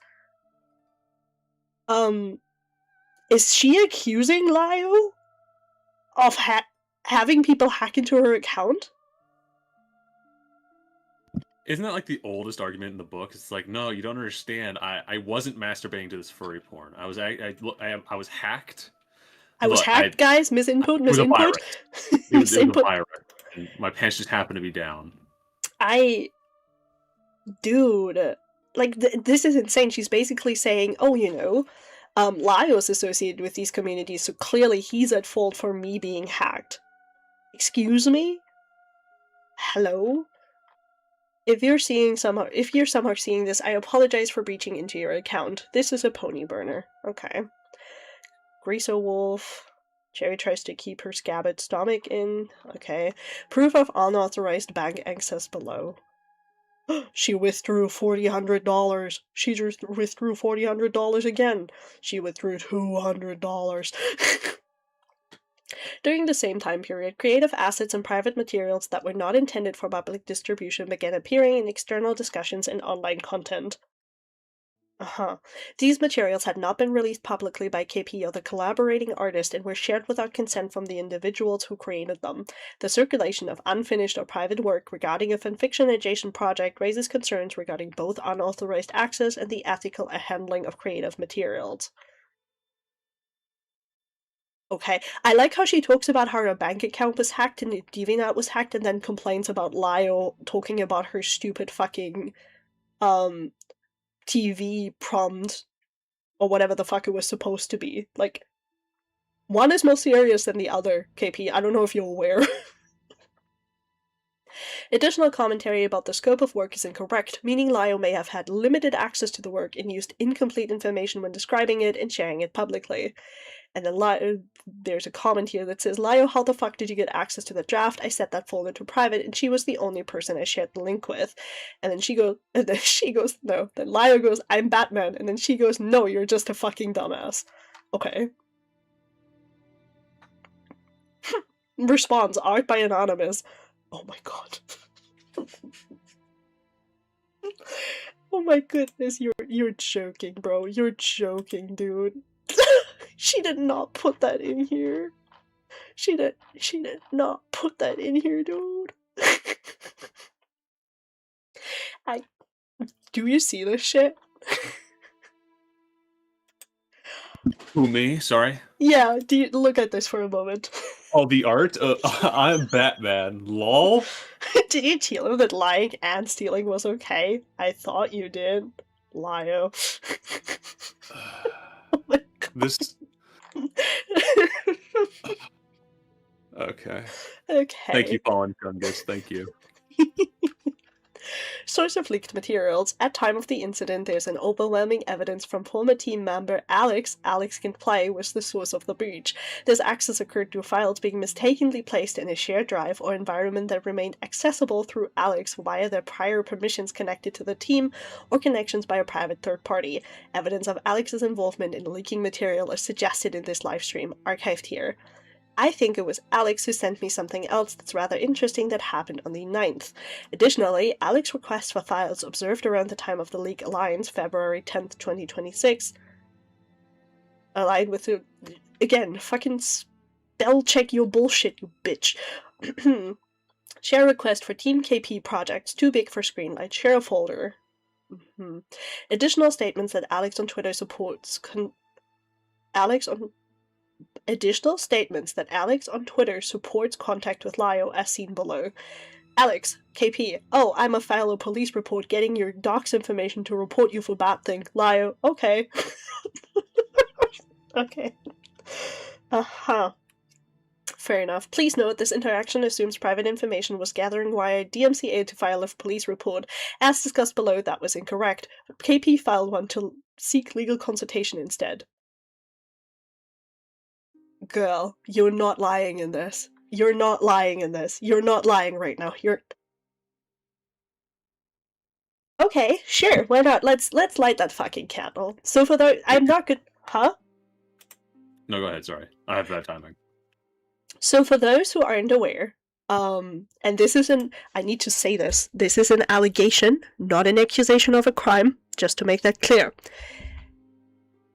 Ilovekimpossible a lot. Copyright struck one of my videos. In order for me to, to file a counter, I had to hand over my private information. Because my account is attached to me, that was obviously my private information. So my full name, and my address, and my phone number. KP used that information because she could not get it anywhere else, because there's no way that she doxed me anywhere else, to file a police report against me that is alleging me of crimes. I'm currently talking to a lawyer and trying to get that settled. She is lying here. She did file that dox report in order to try and get me hurt in real life. The fact that she's pretending here that she's just doing it for legal consultation is insane. She filed that. She knows she filed it. I know she filed it, else I would not have the police knocking at my fucking door metaphorically. Die. Like, unironically, that's really fucked up to sit here and be like, I didn't do that, guys. I know there's only one way I could have gotten personal information of this person, but I didn't do that. I just filed legal consultation. Sure. Sure. I know we're not power scaling crime here, but I think it's more fucked up that they did this to somebody who would probably lose from it. Not just normal internet beef, but knowing that it could affect you. Yeah, I mean, I talked about it briefly, but this affects my chances with immigration to, like, go to my husband. It affects my ability to get jobs. So it is something that I had, as most people know, I had to raise money to afford the fucking lawyer costs, because it's a criminal charge. And criminal charges aren't covered under any help that I could usually get. So she's affected my finances, she's affected my real life, she's obviously affected my mental health, and now she's sitting here in this funny little thing being like, haha, I didn't get the DMCA takedown so I could have your, like, fucking information to file a police report on you. No, I was just looking to get legal consultation. Sure, KP. Sure. Sure, why not? She says, yeah, they weren't exactly subtle. KP. Presently, while there are concerns in other forms of private information that may have been exposed, including potential financial identifying information associated with compromised accounts, while the full scope of what information may have been accessed or recovered remains unclear, the possibility that personal data or account information was obtained further increases the seriousness of the incident, as shown from bank statements below. It's funny how she hasn't proven at all that the bank fucking thing has anything to do with her online drama, and it isn't just her being stupid and getting hacked. Like, I don't know if you're trying to sympathy bait here, KP, but it's not working. You're just claiming shit, and you're throwing shit at the wall hoping it sticks. It doesn't stick. Screw you. Why this is serious. Unauthorized access to personal accounts and the dissemination of private materials can pose significant risks, including violations of privacy, potential financial or identity-related concerns. Yeah, KP? Yeah? Yeah, it poses concerns? I wonder. When private creative work or personal information is distributed without permission, it removes the creator's ability to control how and when their work or personal details are shared publicly. Yeah, KP? Yeah? Because these incidents occurred alongside ongoing public commentary and disputes, the unauthorized distribution of private materials may also contribute to harassment and coordinated misuse of the leaked information. You would know a lot about that last point. For this reason, documenting these events is important for both transparency and for establishing a record of potential unauthorized access and dissemination of private information. Question: why doesn't KP just go to the police? Answer: KP has already tried. Sad emotion. KP has made multiple attempts to pursue formal reporting, including reporting behavior related to the information of— oops, my fucking monitor is dying— to information discussed in the Bobby report due to the legitimate safety concerns and to establish a formal paper trail. These instances highlight limitations within the current US legal framework. Responses reflected jurisdictional uncertainty, limited follow-up, eventual deprioritization. Okay, who cares? It's almost like you were dismissed because you didn't actually accuse anybody of a crime and people thought you were stupid. And you're wasting police's time with shit that isn't that deep. But okay. This distinction is important. The outcome reflects structural and operational constraints, not an indication that the reported concerns lack credibility or severity. Sure. Let's be Delulu. Let's be Delulu about that. Why not? More broadly, this aligns with known challenges in how online and cyber-related cases of crime are handled in the United States. These include fragmented enforcement across state lines, no centralized framework, inconsistent training, limited or uneven specialized training. Okay. As a result, even when conduct raises clear legal concerns, the ability of law enforcement to act can be inconsistent in practice. This contrasts with certain UK and EU jurisdictions where more centralized or nationally coordinated enforcement structures exist for digital offenses. Legal frameworks such as communications-based offense laws and online safety regulations provide clearer pathways for addressing harmful online conduct. Certain categories of online behaviors are more explicitly defined and actionable, and enforcement bodies are generally better structured to handle cross-regional digital cases within their jurisdictions. As a result, while similar conduct may raise legal concerns in both systems, the ability to act on that conduct is often more consistent in UK and EU frameworks than in the US, where jurisdictional fragmentation and variability in training and resources can limit enforcement. Oh, so you just straight up admit that you went after the people in the UK and the EU because they would actually do something with the shit that you put down. Because they have to, legally.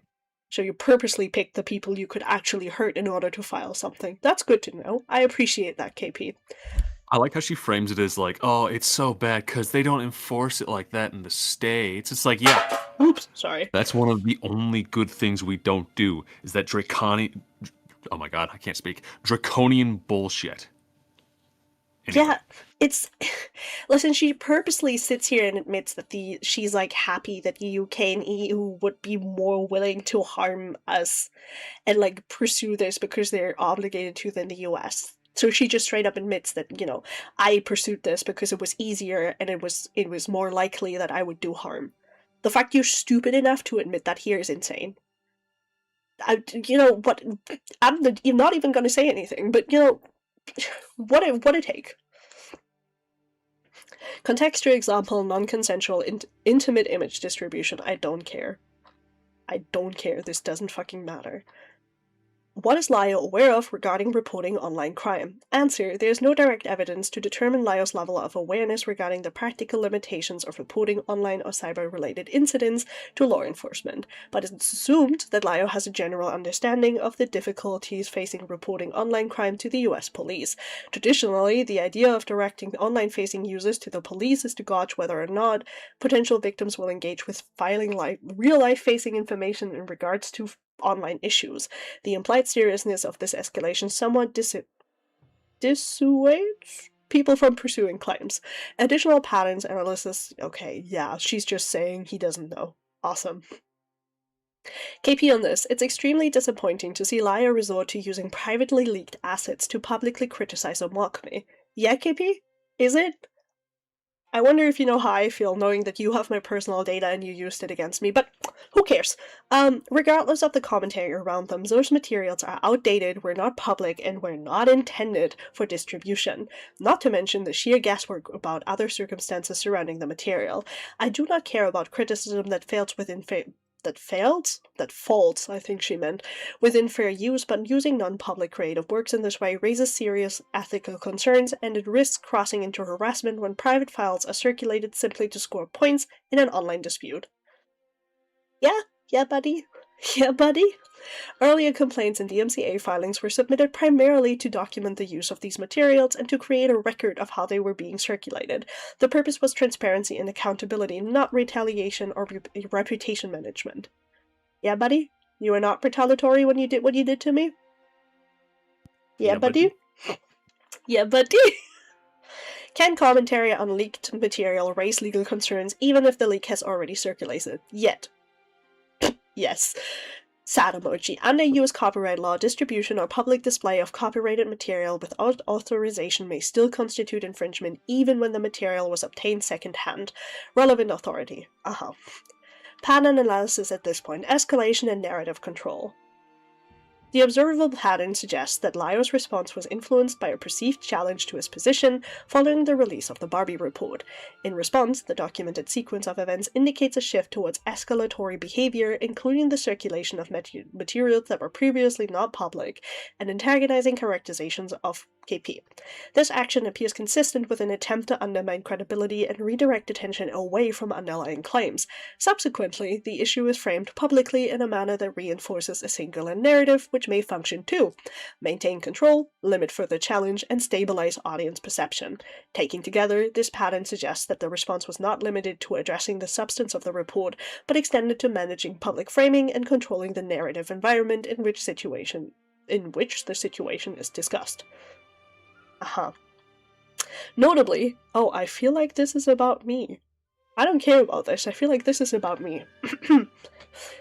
Is this about me? No, it's not. It's in March. That's not me. No, all this is about me. I'm so sad. Filed DMCA notice for stolen assets and legal counsel sought March 12, 2026. KP filed a DMCA takedown notice regarding the video that contained leaked and privately held materials associated with unreleased work. To be clear, the purpose of filing the DMCA was not to suppress criticism or commentary, but to create a formal record and paper trail documenting the unauthorized and potentially illegal use and distribution of private material. Response to... Huh? Oh, well, she said that it wasn't meant to take down criticism. It was, though. It was, though, in hindsight, it also, like, she lost it because she didn't actually go to court, and that's, like, my biggest issue, because if she just cared, like, if she just gave a shit, right, she would sue people, like, actually sue people, not just file a DMCA takedown and then file reports somewhere else. She would sue people. It's clear that she doesn't actually care about the copyright. She cares about taking shit down and being vindictive. And I don't think she realized that. In his DMCA counter notice, Lio argued that the video qualifies as transformative work under fair use. Oh, fun. This stream is for a review and critique. It is transformative in nature and clearly does not break copyright. I swear under penalty of perjury that I have good faith belief the material was removed due to a mistake or misidentification of the material to be removed or disabled.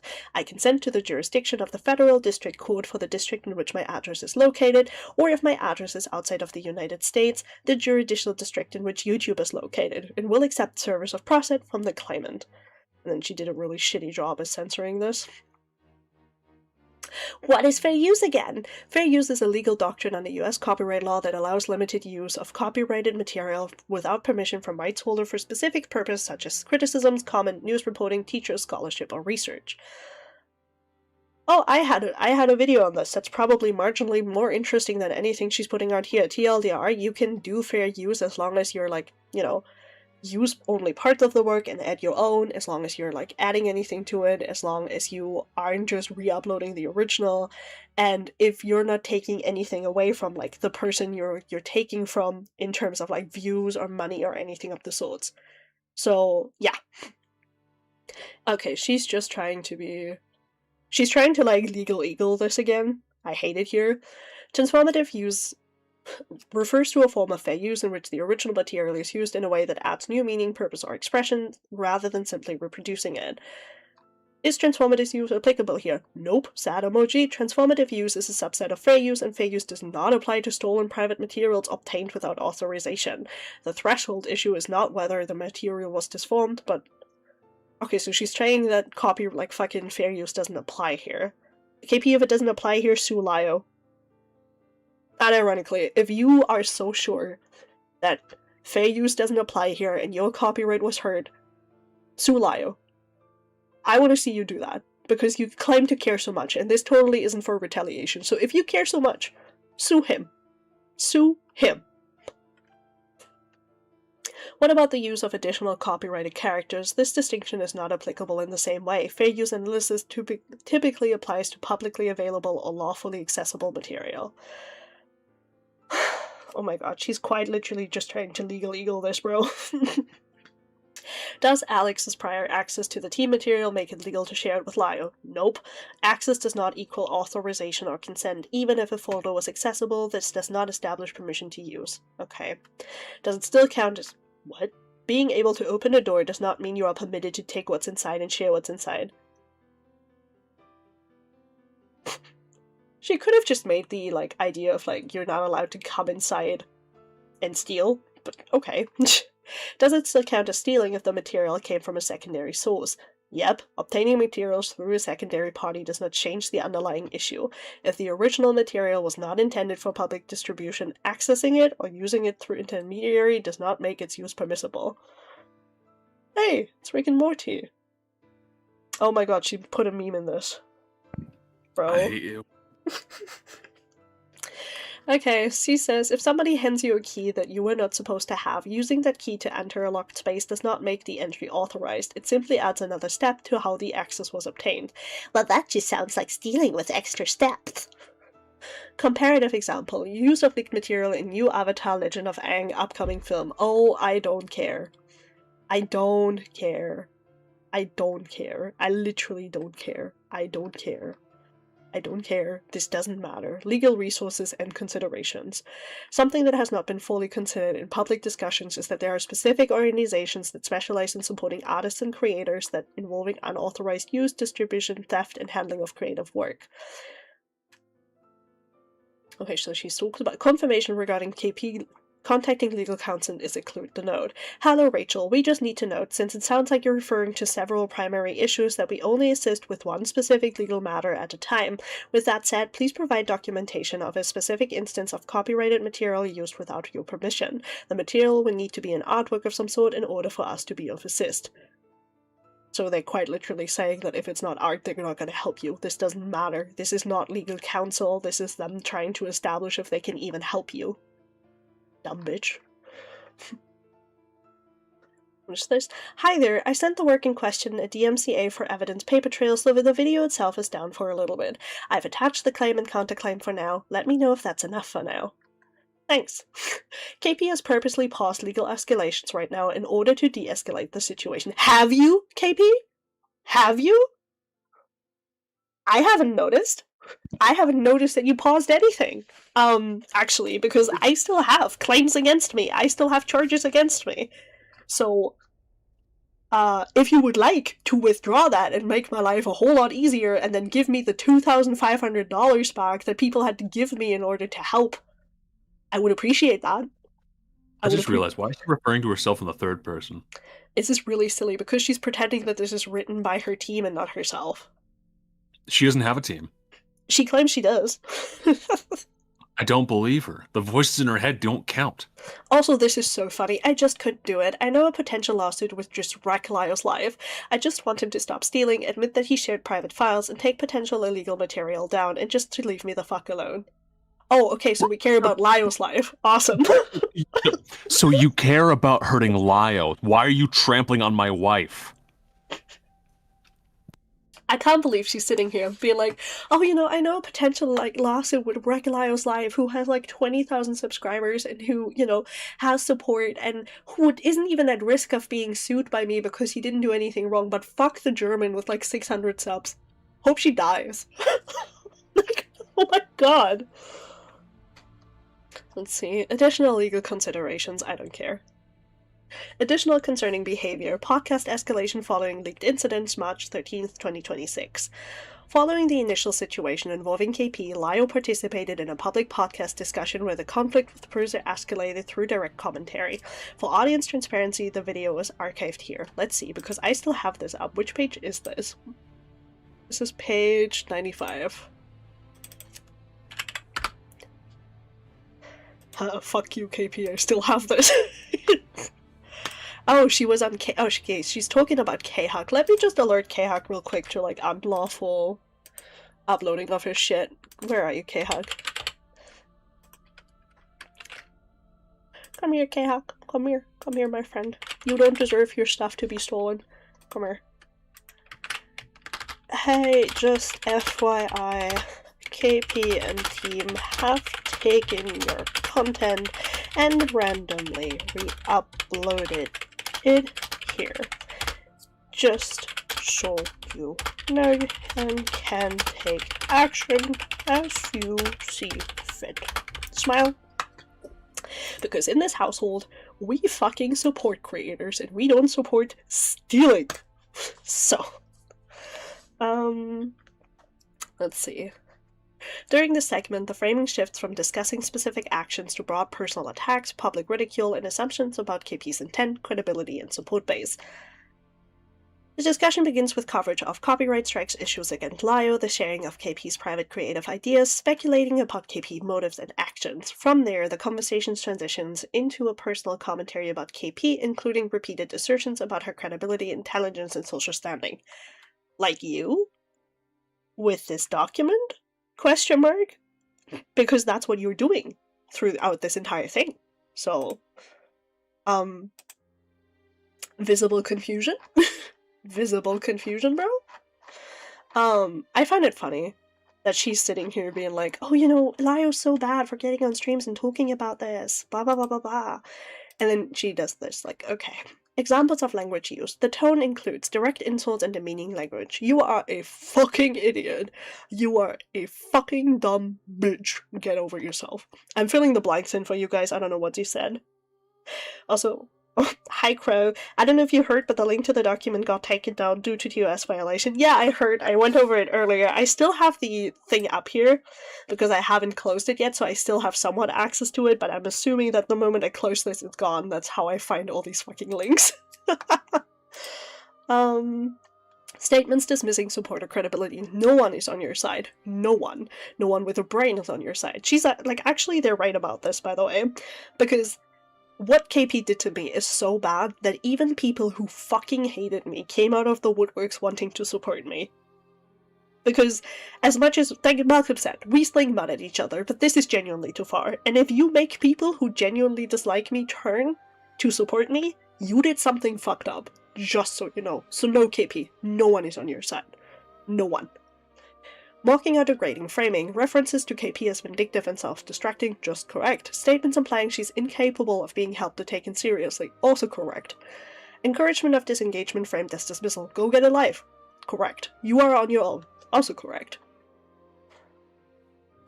While the podcast conduct raises serious concerns, the behavior demonstrated in this podcast segment reflects a clear shift away from discussions of event into direct personal targeting and public ridicule. Rather than focusing on specific claims or evidence, the conversation centers on demeaning language, dismissive framing, and assertions about KP's character and credibility. She's just repeating herself. Is it me, or is she just, repeating herself? the last 3 hours has been her repeating herself. Like, I swear I've read all this before, like 3 times already. She's trapped me in like an eternal hell, bro. Oh my god. Okay, so she's just talking about like stuff. Okay, awesome. This is stuff she already had, like, is already. My brain is frying. I feel trapped. I am in hell. This is what they make people read in hell as like eternal punishment, I swear. Jesus. Within the podcast, the discussion moves beyond critique and into personalized, public-facing disparagement, supported by references to private material and reinforced through hostile tone and framing. This approach raises concerns about fairness in presentation, appropriate handling. Okay, we don't care about those concerns. The reason we don't care about those concerns is because they're meaningless coming from you, because they're a thinly veiled layer of paint over the massive hole in the wall that you punched in when you made your videos. So, shut up. Like, nobody is thinking this is for safety. You're trying to discredit Lio as a person and you're veiling it in care. You don't care. You don't care about anything but yourself. It's why all that's in here is about yourself and not other people that Lio hurt. It's all about you. We don't care. Shut up. Why might Lio be acting this way? Oh, I love psychoanalyzing Lio. This is my favorite, bro. CCMO, wasn't Beckett going to be going over this doc today too? I saw he was live earlier. Is he not live? We will check out. He is. He's currently live. Yeah. See, not that I want you people to leave my stream, but you know, he is live. He exists. Okay, so contributing factors may explain Lio's behavior based on the available timeline and communications. Fear of potential legal consequences, concern over reputational damage. We already read this before. Like, this is so familiar. I don't... Okay. Anticipated post-publication response patterns from Lio. Based on prior behavior and framing patterns observed throughout this report, the following are potential response patterns to be aware of in the following publication. These are not definitive predictions, but tools for evaluation how information may be presented. You mean speculation. Just say speculation. Just say you're speculating. Reframing evidence as miscommunications or guidance. Okay. Emphasis on emotional and interpersonal conflict. Dismissal or avoidance of legal or formal claims. Focus on reputational risk or public consequences. Partial acknowledgement without direct resolution. Questioning KP's perspective or credibility. Dismissal through AI or process-based criticism. Reframing through selective context. Minimization of actions. Escalation or indirect pressure. Identity or experience-based dismissal. Summary, taken together, these patterns reflect ways in which narratives may be reframed, simplified, or redirected under pressure. Recognizing these patterns supports evaluation based on context, consistency, and evidence rather than isolated framing or presentation. Potential evidence of good faith engagement from Lio.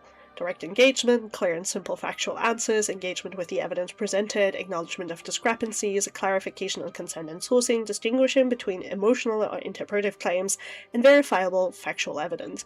You know, KP, if you did any of that, we wouldn't be here. If you did any of this, we wouldn't be here. None of us would be here. I hate you. Anticipated commentary patterns from third-party commentators. External commentary following publication may introduce interpretation that extend beyond the report's documented claims.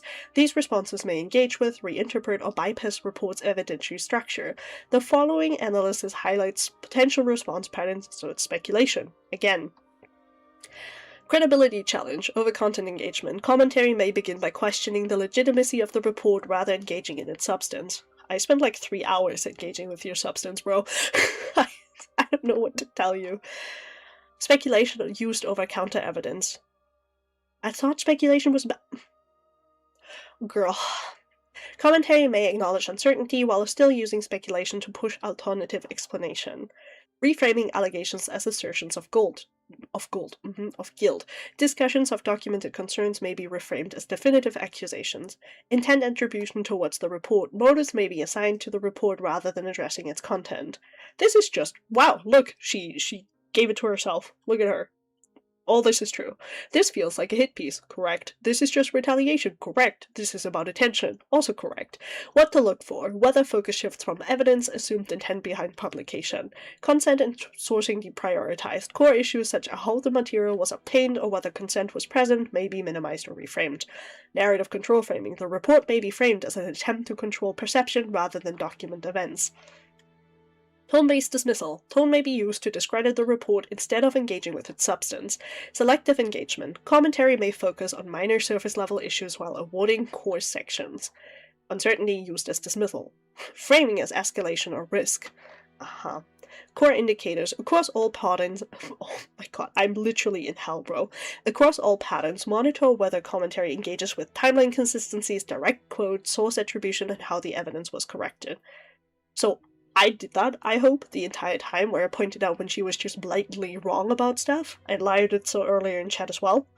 And I hope I did a good job at that, but I really have a hard time taking her seriously when she spends 120 pages not even about Lio and more about, like, stuff with the Saberspark shit. Like, I don't know. Behavior to watch for Lio in private spaces. The following points identify patterns to be aware of in private or semi-private spaces after the release of the report, including Discord servers, direct messages, group chats, and voice calls. These are included to help recognize behavior that may affect consent, clarity, boundaries, and accurate representation. Conversations being recorded, saved, and later reused. All of commentary is aware that this happens, by the way, except for her. Everybody knows that the chances of you coming into a call and being recorded, especially as a content creator, are exceptionally high. And that's why people always advise you to say shit with your full chest and not hide behind shit when you don't talk. So, I don't know. Reframing of what was said. Statements may later be repeated back in a way that changes their meaning, removes context, or shifts the original concern. You mean like you reframed the entire calls that you had with Lio, where you just gave us out of context quotes of him and then, like, analyzed it based on your speculation? Yeah. Okay, sure. Movement from private discussions to group settings, adding other people in voice or text conversations, using of private or contextual information as leverage. Yeah? Yeah, buddy? Yeah? You like doing that. I know about that. And, huh? Oh, I said, yeah, buddy. Yeah, buddy? Let's see. Acknowledging concerns without actually addressing them, switching formats when it benefits the other side, pressure through informality, testing of boundaries, selective cooperation, use of private spaces, soft private tone, falling by harder public framing, triangulation between people, implied assurances that do not lead to a resolution. Question. What is the purpose of these sections? This section exists to help readers distinguish between narrative framing and direct engagement with documented claims. Recognizing common rhetorical patterns allows audiences to evaluate future responses more critically and focus on whether or not substantive issues are being addressed. Question. What happens now?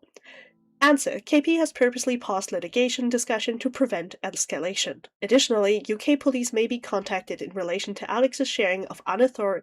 So you're doing it again. You're literally threatening to do it again. You're literally saying that you're going to sit down again and you're going to hurt another person with their private information by purposely going after people. You're not real. You're not real, dude. You're not real. You cannot sit here and threaten somebody with a lawsuit while saying that you're pausing litigation. Like, you're not pausing litigation in that case. You're literally pursuing to ruin another person's life based on this. You're insane. You're insane. Despite public perception, I don't really want Lio and or Alex to have lasting consequences. Filling out these forms and documentation is time-consuming and annoying, and I would rather all parties have time to reflect. I know religion is important to Lio, and by pausing things, I'm trying to be kind. What about me? What about me, KB? Do you remember? Do you remember that German that you're, like, legally pursuing right now? Do you remember? If religion is such a consideration here, why are you hurting the woman with a Catholic husband? I'm Just not. say. I mean, she probably doesn't know about that, so I'm not gonna put that, like, out there. But how can she sit there and be like, hey, I don't want to hurt Lio, and I don't want to hurt Alex by, Alex's real life with this. But Hidden? Fuck Hidden, bro. Hope she dies. Like, this is what she's saying here. She's like, I'm pausing it for Lio and Alex, but I'm not pausing it for the person I'm already legally harming. To the person that had to have crowdfunding in order to pay for, like, lawyer fees. Who's going to have to, like, live with the anxiety of, is this going to ruin my chances to live with my husband or not? Like, that's fucked up, KP. If you really want to de-escalate, pull back what you did to me. You know how to contact my local police. You've done it before. Contact them and pull back. You're insane. This is insane. I can't believe you would say something like this in your report and be like, oh, yeah, I totes want to de-escalate the situation for everyone except me. Like, what is wrong with you? You know this has been affecting me. You've seen my tweets. You de-tagged yourself from my... Like, you untagged yourself from my tweets. Purposely. You know. You know how this has hurt me. You know because it's spread over other commentary people too. You know. So if you have any human bone in your body, any, like, part of you that actually cares, then pull back what you did to me. Not just with these people. With everybody. And get to therapy and, like, live your life elsewhere, because you're hurting many people, and you're hurting my real life over leaked scripts, and videos, and assets. I don't know what to tell you. Like, that's just fucked up. What is this? Let's see. Lio is publicly advised to remove any potential illegal material to avoid further potential litigation risks. Alex is also advised to cease sharing private material without direct consent. What happens now? For clarity, future reports or filings related to the sharing of private materials may occur in jurisdictions outside of the United States where data privacy laws are often stricter. So again, you're admitting that you're purposely picking the people that you can actually hurt. Again, you're admitting that you're purposely doing this to people where you know that you can hit them. So you're just admitting that you're only pursuing people where you know you can ruin lives. Thanks, KP. That's awesome to know. Love you for that. Because online activity crosses borders, individuals involved in the sharing of distribution of private information, including Lio, may be referenced as part of the documented chain of events if additional reports or law enforcement become necessary, which can then ask platforms like YouTube for identification. This is simply a clarification on how international privacy laws can apply, not an attempt to escalate the situation. Any future filing would be made solely as a response to ongoing safety and privacy concerns, not out of malice, retaliation, or personal conflict. The goal is protection and documentation, not punishment. I am so woefully tired of hearing the word safety. Whose safety was at harm here? No one was harmed until you started doing shit to people. Like this is it's so annoying. It's like my safety. You were never in danger. KP, you were never in danger. But now you have endangered my life with my wife. Go fuck yourself. Literally. Statement from KP regarding trust and future recommendation of Lio. At this point, I no longer feel comfortable recommending Lio as a source of support, guidance, or mediation for individuals who may be dealing with sensitive or potentially harmful situations online. While I believe his intentions may have been influenced by fear of legal consequences, community instability, or a belief that he was helping manage a difficult situation, sharing files without my consent and recording me without my consent was still a breach of trust. I urge people to reach out to professional organizations and individuals instead. Information I shared with him within a collaborative and private context, including draft audio, developing viewpoints, and sensitive discussions for feedback purposes, were circulated beyond the scope of what I agreed to, even without my knowledge. Regardless of personal interpretation or believing one knows better than the other party, this does not grant legal permission to share private materials and discussions, especially when they involve safety, privacy, or ongoing personal matters. My nose itches, bro. Send help and rescue. This raises broader concerns from me about how more vulnerable individuals might be treated if they approach them for help. Someone seeking support should be able to trust that their information will not be redistributed based on another person's judgment of what is strategically or socially beneficial or appropriate. To my knowledge, Lio does not have professional legal or psychological training, and decisions involving private disclosures were made without clear consent or transparency. I also understand that my evolving views between May and August after conducting my own research and reassessing available information may have felt destabilizing or threatening to Lio or those who had previously vouched for me or aligned themselves with earlier conclusions. However, changing one's perspective based on new information is normal and responsible process, not wrongdoing.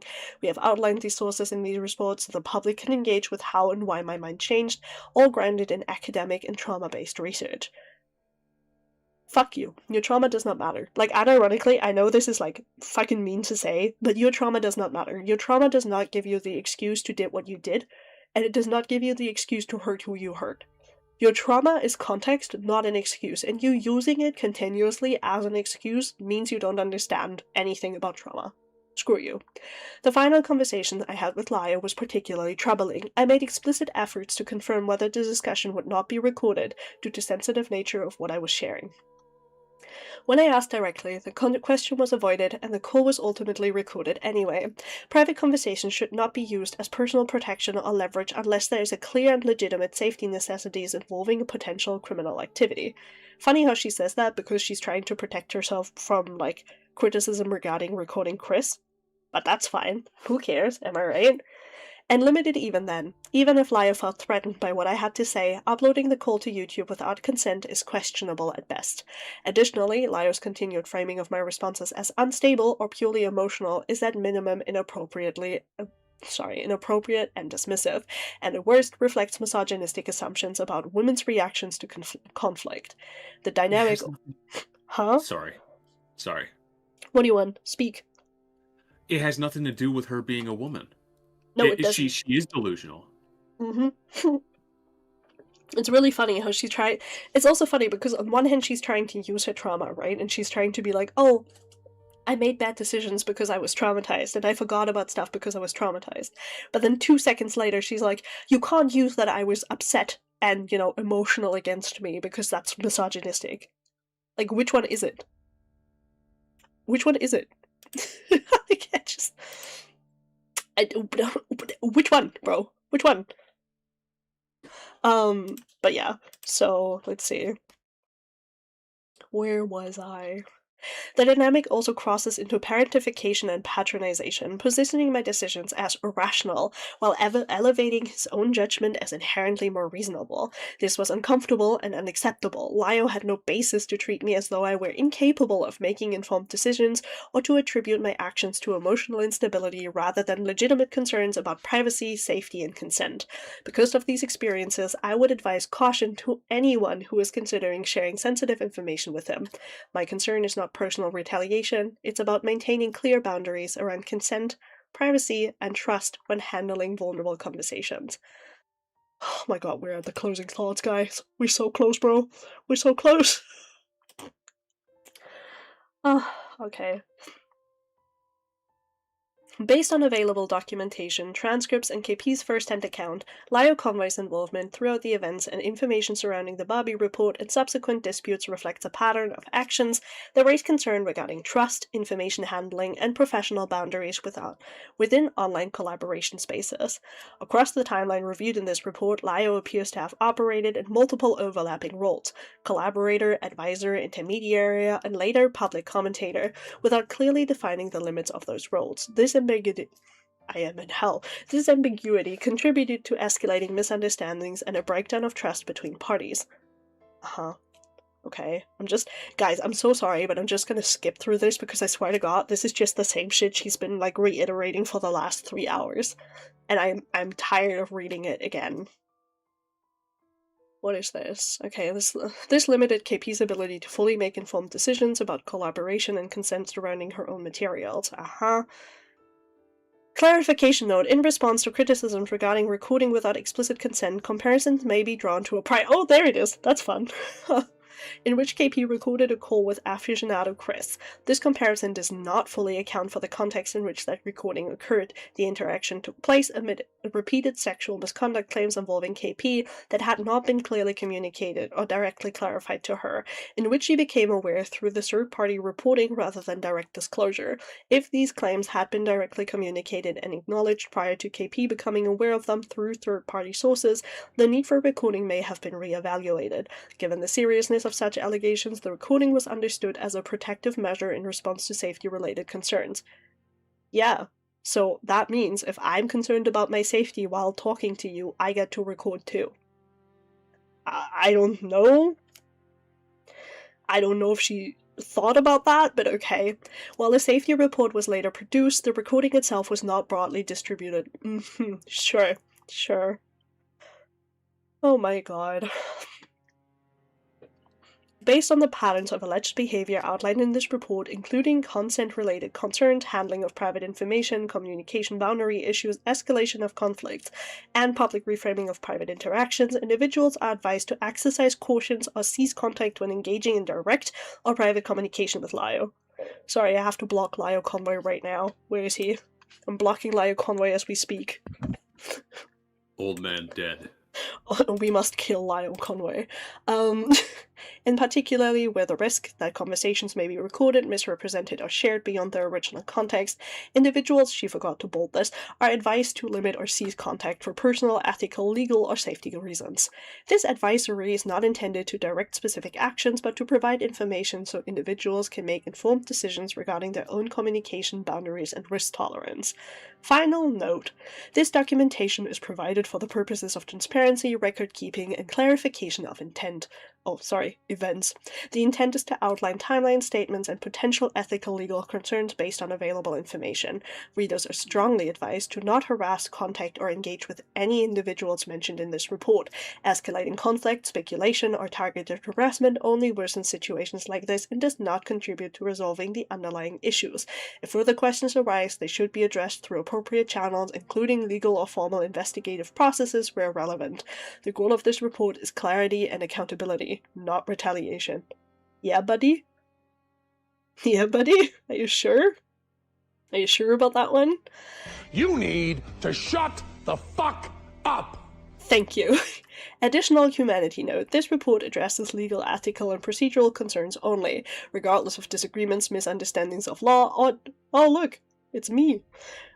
Misunderstandings of law or differing interpretations of fair use and online conduct. This remains a difficult situation for Hidden and everyone else involved.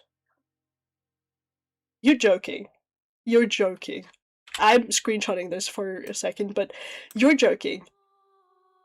You're sitting here and saying it remains a difficult situation for me that you filed a police report on my ass and cost me legal fees and cost me stress. That's like the understatement of the century, to be like, it's a difficult situation for Hidden that I could easily solve by, pulling back my false allegation, but I'm refusing to because I'm malicious and spiteful. Huh? Demon cries as it strikes against you. Huh? You're joking, right? Listen, I'm just... You're joking, right? You're joking, right? Like, it's just... I have to process this right now. This is ridiculous. This is ridiculous. This is like... You're fucking kidding me, bro.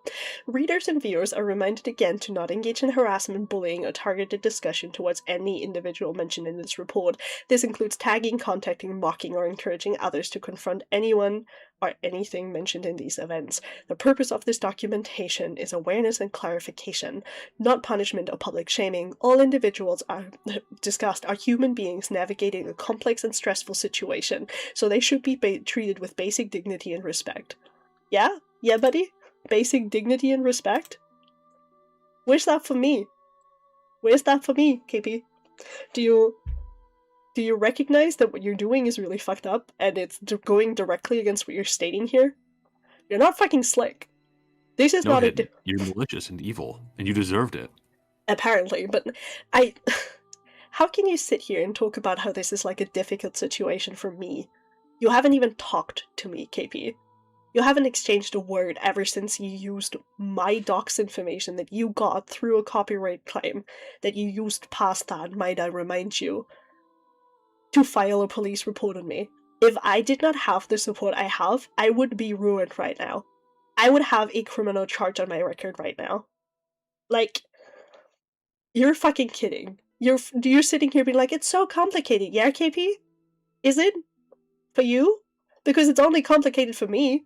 I'm the one with legal fees. I'm the one with a possible criminal charge on my ass. That's not you. Fuck you. Like, unironically, fuck you. For somebody who says that they care about, like, safety concerns and all that, you sure do not seem to give a flying shit about my safety. You do not seem to care, like, at all. I don't care about your little humanity note here. You're fucked up. What you're doing is fucked up. And the way that you repeatedly made it clear that you would pursue actions against the only people you could, which is people in the UK and the EU, is also fucked up. Unironically. Like, it's not even funny fucked up, it's just fucked up. You're willing to ruin entire lives over nothing. Nothing happened to you when these things were leaked. Nothing. Nothing happened. You didn't lose subscribers, you didn't lose your housing, you didn't lose income, you didn't lose anything. And now you're putting me at risk for that.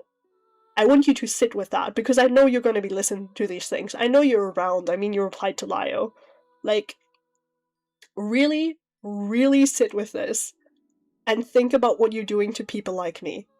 I'm a channel with not even 600 subscribers. I work a 40-hour job all day. I literally do this for fun on the side. And you're doing this to me. Think about that. Figure yourself out. And then hopefully, maybe, eventually you're gonna make the right decision. I doubt it though. But I hope.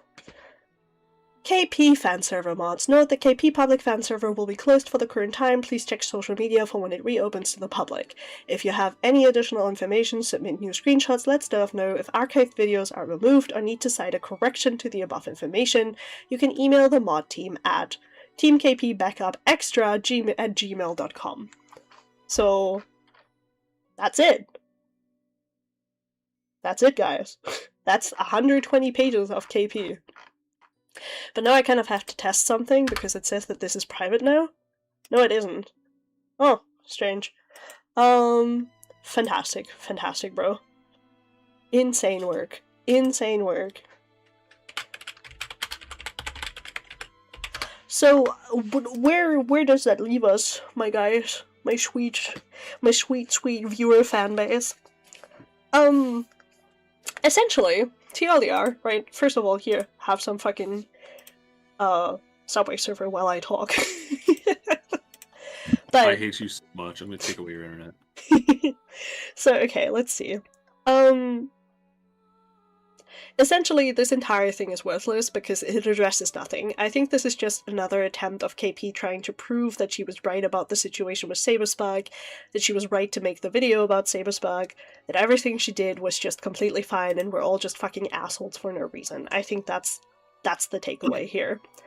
And it makes me sad, because if she, like, at some point just shut up and regrouped and figured herself out and then maybe came back with an actually good response, there might be a slight chance that there's any saving about her, like, fucking career. But the way she addresses me downright to, you know, be like, I know this is a difficult situation for Hidden and I know, you know, it's hard, while she's actively in the process of ruining my life. Again, did I not have the support from the community I had, I would be sitting here with a criminal charge right now. The only reason I am currently at a somewhat safe space is because people like you, people like my viewer base, and other commentators, even people that disliked me, came through to help me. And the way that she doesn't even recognize that as something incredibly fucked up and dangerous is just weird. The idea that this is about Lio is also just weird, because, again, she barely even talks about him. She ascribes a lot of intent to him, and she speculates about my relationship with him, when in reality she's just plain wrong, but then she also says speculation is wrong. So, question mark? I think at the end of the day, this is just a deeply insecure woman who thinks that if she smacks at her at her enemies hard enough, she's gonna be left alone and she can come back victorious. And I think, and I said this before about her, the way that she's so delusional is scary because we seem to exist in different universes. We seem to exist in different realities, and that's insane. It's insane that she's so far disconnected from reality that she thinks this is something that's, necessary and good, that she's doing a good thing by calling Lio out, when in reality she's just made a retaliatory, fucking hit piece. That's all there is to this. And I can't even really laugh about it anymore because it's just kind of sad. Especially for me, lol, but also for other people because it means she will proceed to do worse things to people like Alex and to people like me and people like Beckett possibly because she knows she can. And because she apparently researched where she can hurt people the most. So, I don't know, I think with all due disrespect, if there's any person that needs a fucking safety report on her, it's KP, not Lio, or me. I'm just kind of flabbergasted, to be honest. Haha, funny AI jokes aside, this is just... wow, KP. But yeah, anywho, that's it. That's all I have for you guys. It's currently 1:30 a.m. We've been live for, 2 hours? 3 hours? I don't know. But yeah, so... I know, I set up a fucking goal, and I know you guys hit it even if it didn't show, and I promised that I'd give you guys a hint to my next video. All I'm gonna say is deja vu, we've been in this place before. Ring, ring, ring, ring. So I like to ride my bicycle. I want to ride my bike. Thank you, Sin. So anyway, that's all I have. I appreciate you guys for being here. I appreciate you guys for donating. I hope you liked your silly new chat box that I coded myself, so it's color-coded to my shit. I hope you enjoyed me reading through KP's stupid fucking ugly-ass safety report that's now taken down. At any content creators who want to go through this but didn't have access to it, I have a PDF that I'm willing to give around if you need it, because I know that people might want to go over this. Also, at any content creators, I'm gonna try and compile a list of people whose videos were re-uploaded without their consent. That's about it. One more thing. Yeah. Subscribe to Hidden Heroine. Do subscribe to Hidden Heroine. It helps me feed... yes. I don't know. Don't feed me. Cat food's expensive, man. Yeah, that works. Anywho, love you guys so much. Thank you for being here. Sorry for the fucking stream scuff. I swear I'll be better at it eventually. Hopefully, ?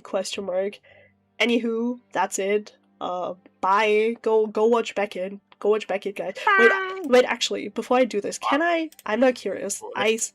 Can I throw you guys at other people? Is that a thing I can do? Yeah, it's the raid function. How do I do that?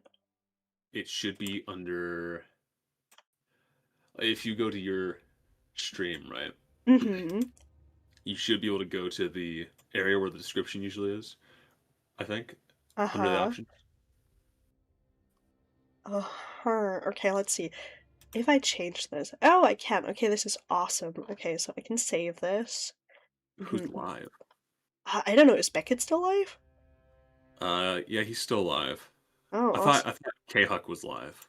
Oh, that's unfortunate. Okay, so... oh, there it is. I can do that. Okay, awesome. So oh no, that doesn't work. I am in hell. Oh wait, no. This works. Plop.